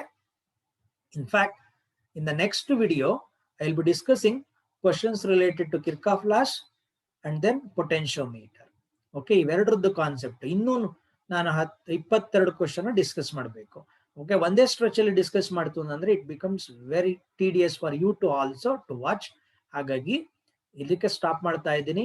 ಇನ್ the next video I will discuss the remaining questions which are basically related to Kirchhoff laws and meter bridge experiment and potentiometer. ಆದ್ರೆ ಫೈನಲ್ ಎಂಡ್ ಅಲ್ಲಿ ತಿರ್ಗಾ ಕೆಲವು ಇಲ್ಲಿ ಎಲ್ಲಾ ಕಾನ್ಸೆಪ್ಟ್ಗಳು ಏನ್ ಹೇಳ್ಕೊಟ್ಟೆ ಈ ಸೆಕೆಂಡ್ ವಿಡಿಯೋದಲ್ಲಿ ಥರ್ಡ್ ವಿಡಿಯೋದಲ್ಲಿ ಬರುತ್ತೆ, ಅವುಗಳದ್ದು ಕೆಲವು ಕ್ವಶನ್ಸ್ ನ ಸ್ಯಾಂಪಲ್ ಹಾಕಿದೆ, ತಿರ್ಗಿ ಇನ್ನೊಂದ್ಸಲ ಜ್ಞಾಪಿಸ್ಕೊಳ್ಳೋಣ ಅಂತ ಕಾನ್ಸೆಪ್ಟ್ಸ್. ಓಕೆ, ಹಾಗಾಗಿ ನೆಕ್ಸ್ಟ್ ವಿಡಿಯೋದಲ್ಲಿ I will complete the current electricity chapter discussion. Total ಆಗಿ ಆಲ್ಮೋಸ್ಟ್ ಅಲ್ಲಿ 80 ಕ್ವಶನ್ ಡಿಸ್ಕಸ್ ಆದಂಗಾಗುತ್ತೆ. ಓಕೆ, ಇದು KCET ಇದರಲ್ಲಿ ಮಾಡ್ತಾ ಇರೋದು ಬರೀ ಅಲ್ಲೊಂದು 25-30, ಇಲ್ಲಿ 80 ಕ್ವಶನ್ ನಾವು ಡಿಸ್ಕಸ್ ಮಾಡ್ದಂಗಾಗುತ್ತೆ. ಹಾಗಾಗಿ ಎಲ್ಲಾ ಕಾನ್ಸೆಪ್ಟ್ ಅರ್ಥ ಆಗುತ್ತೆ, ಒಂದ್ಸಲಿ ಆಡ್ ಮಾಡಿ. ಓಕೆ, ಅಕಸ್ಮಾತ್ ನಿಮ್ಗೆ ಇದ್ರದ್ದು ಮೆಟೀರಿಯಲ್ ಕೂಡ ಕಳಿಸ್ತಾ ಇದೆ, ಅಕಸ್ಮಾತ್ ನಿಮಗೆ ಸಿಕ್ಕಿಲ್ಲ ಅಂತಂತ ಹೇಳಿದ್ರೆ ನಮ್ಮ ಫೋನ್ ನಂಬರ್ ಇದೆಯಲ್ಲ ಅದಕ್ಕೆ ಮೆಸೇಜ್ ಮಾಡ್ತು ಅಂದ್ರೆ definitely I'll send the material. Okay, ಯಾಕಂದ್ರೆ ನಿಮ್ ಕೈಯಲ್ಲಿ ಒಂದು ಮೆಟೀರಿಯಲ್ ಪ್ರಿಂಟ್ ಔಟ್ ತೆಗೆದು ಇಟ್ಕೊಂಡಿದ್ರೆ it becomes very easy when you are watching the videos. Okay, ಅದು ಈಸಿ ಆಗುತ್ತೆ. ಆದ್ರೆ ಕೆಲವು ಸಲ ಅದಕ್ಕೆ ಅವಕಾಶ ಇಲ್ಲ ತಗೊಳಕ್ಕೆ ಅಂತಂದಾಗ ಈಸಿ ಆಗ್ಲಿ ಅನ್ನೋದಕ್ಕೋಸ್ಕರನೇ ಇದಕ್ಕೆ ಸ್ಲೈಡ್ಸ್ ಗಳಿಗೆ ಕ್ವಶನ್ಸ್ ಹಾಕಿ ಡಿಸ್ಕಸ್ ಮಾಡ್ತಾ ಇರೋದು. Okay, I hope you are following it. Okay, ಗೊತ್ತಾಗ್ಲಿಲ್ಲ ಅಂತಂದ್ರೆ you have then my number 9141656297. Okay, ಅದಕ್ಕೆ ಕಾಲ್ ಮಾಡಿ ಅಕಸ್ಮಾತ್ ಮೆಸೇಜ್ ಮಾಡ್ತು ಅಂದ್ರೆ definitely I will try to clear the doubt. Okay, next class I will complete the discussion of current electricity. Most probably on Monday or Tuesday I will send that video. Okay, ನಮ್ಮ college ಏನಿದೆ ಗ್ರೂಪ್ಗೆ ಅದಕ್ಕೆ ಈಗಲೇ ನಾನು ಇದನ್ನ ಹಾಕ್ತೀನಿ, ಮೆಟೀರಿಯಲ್ದು discussion ಇದನ್ನ. ಓಕೆ, ಕಂಪ್ಲೀಟ್ ಆದ ತಕ್ಷಣ ಡಿಸ್ಕಷನ್ ಇದ್ರು. Okay, thank you.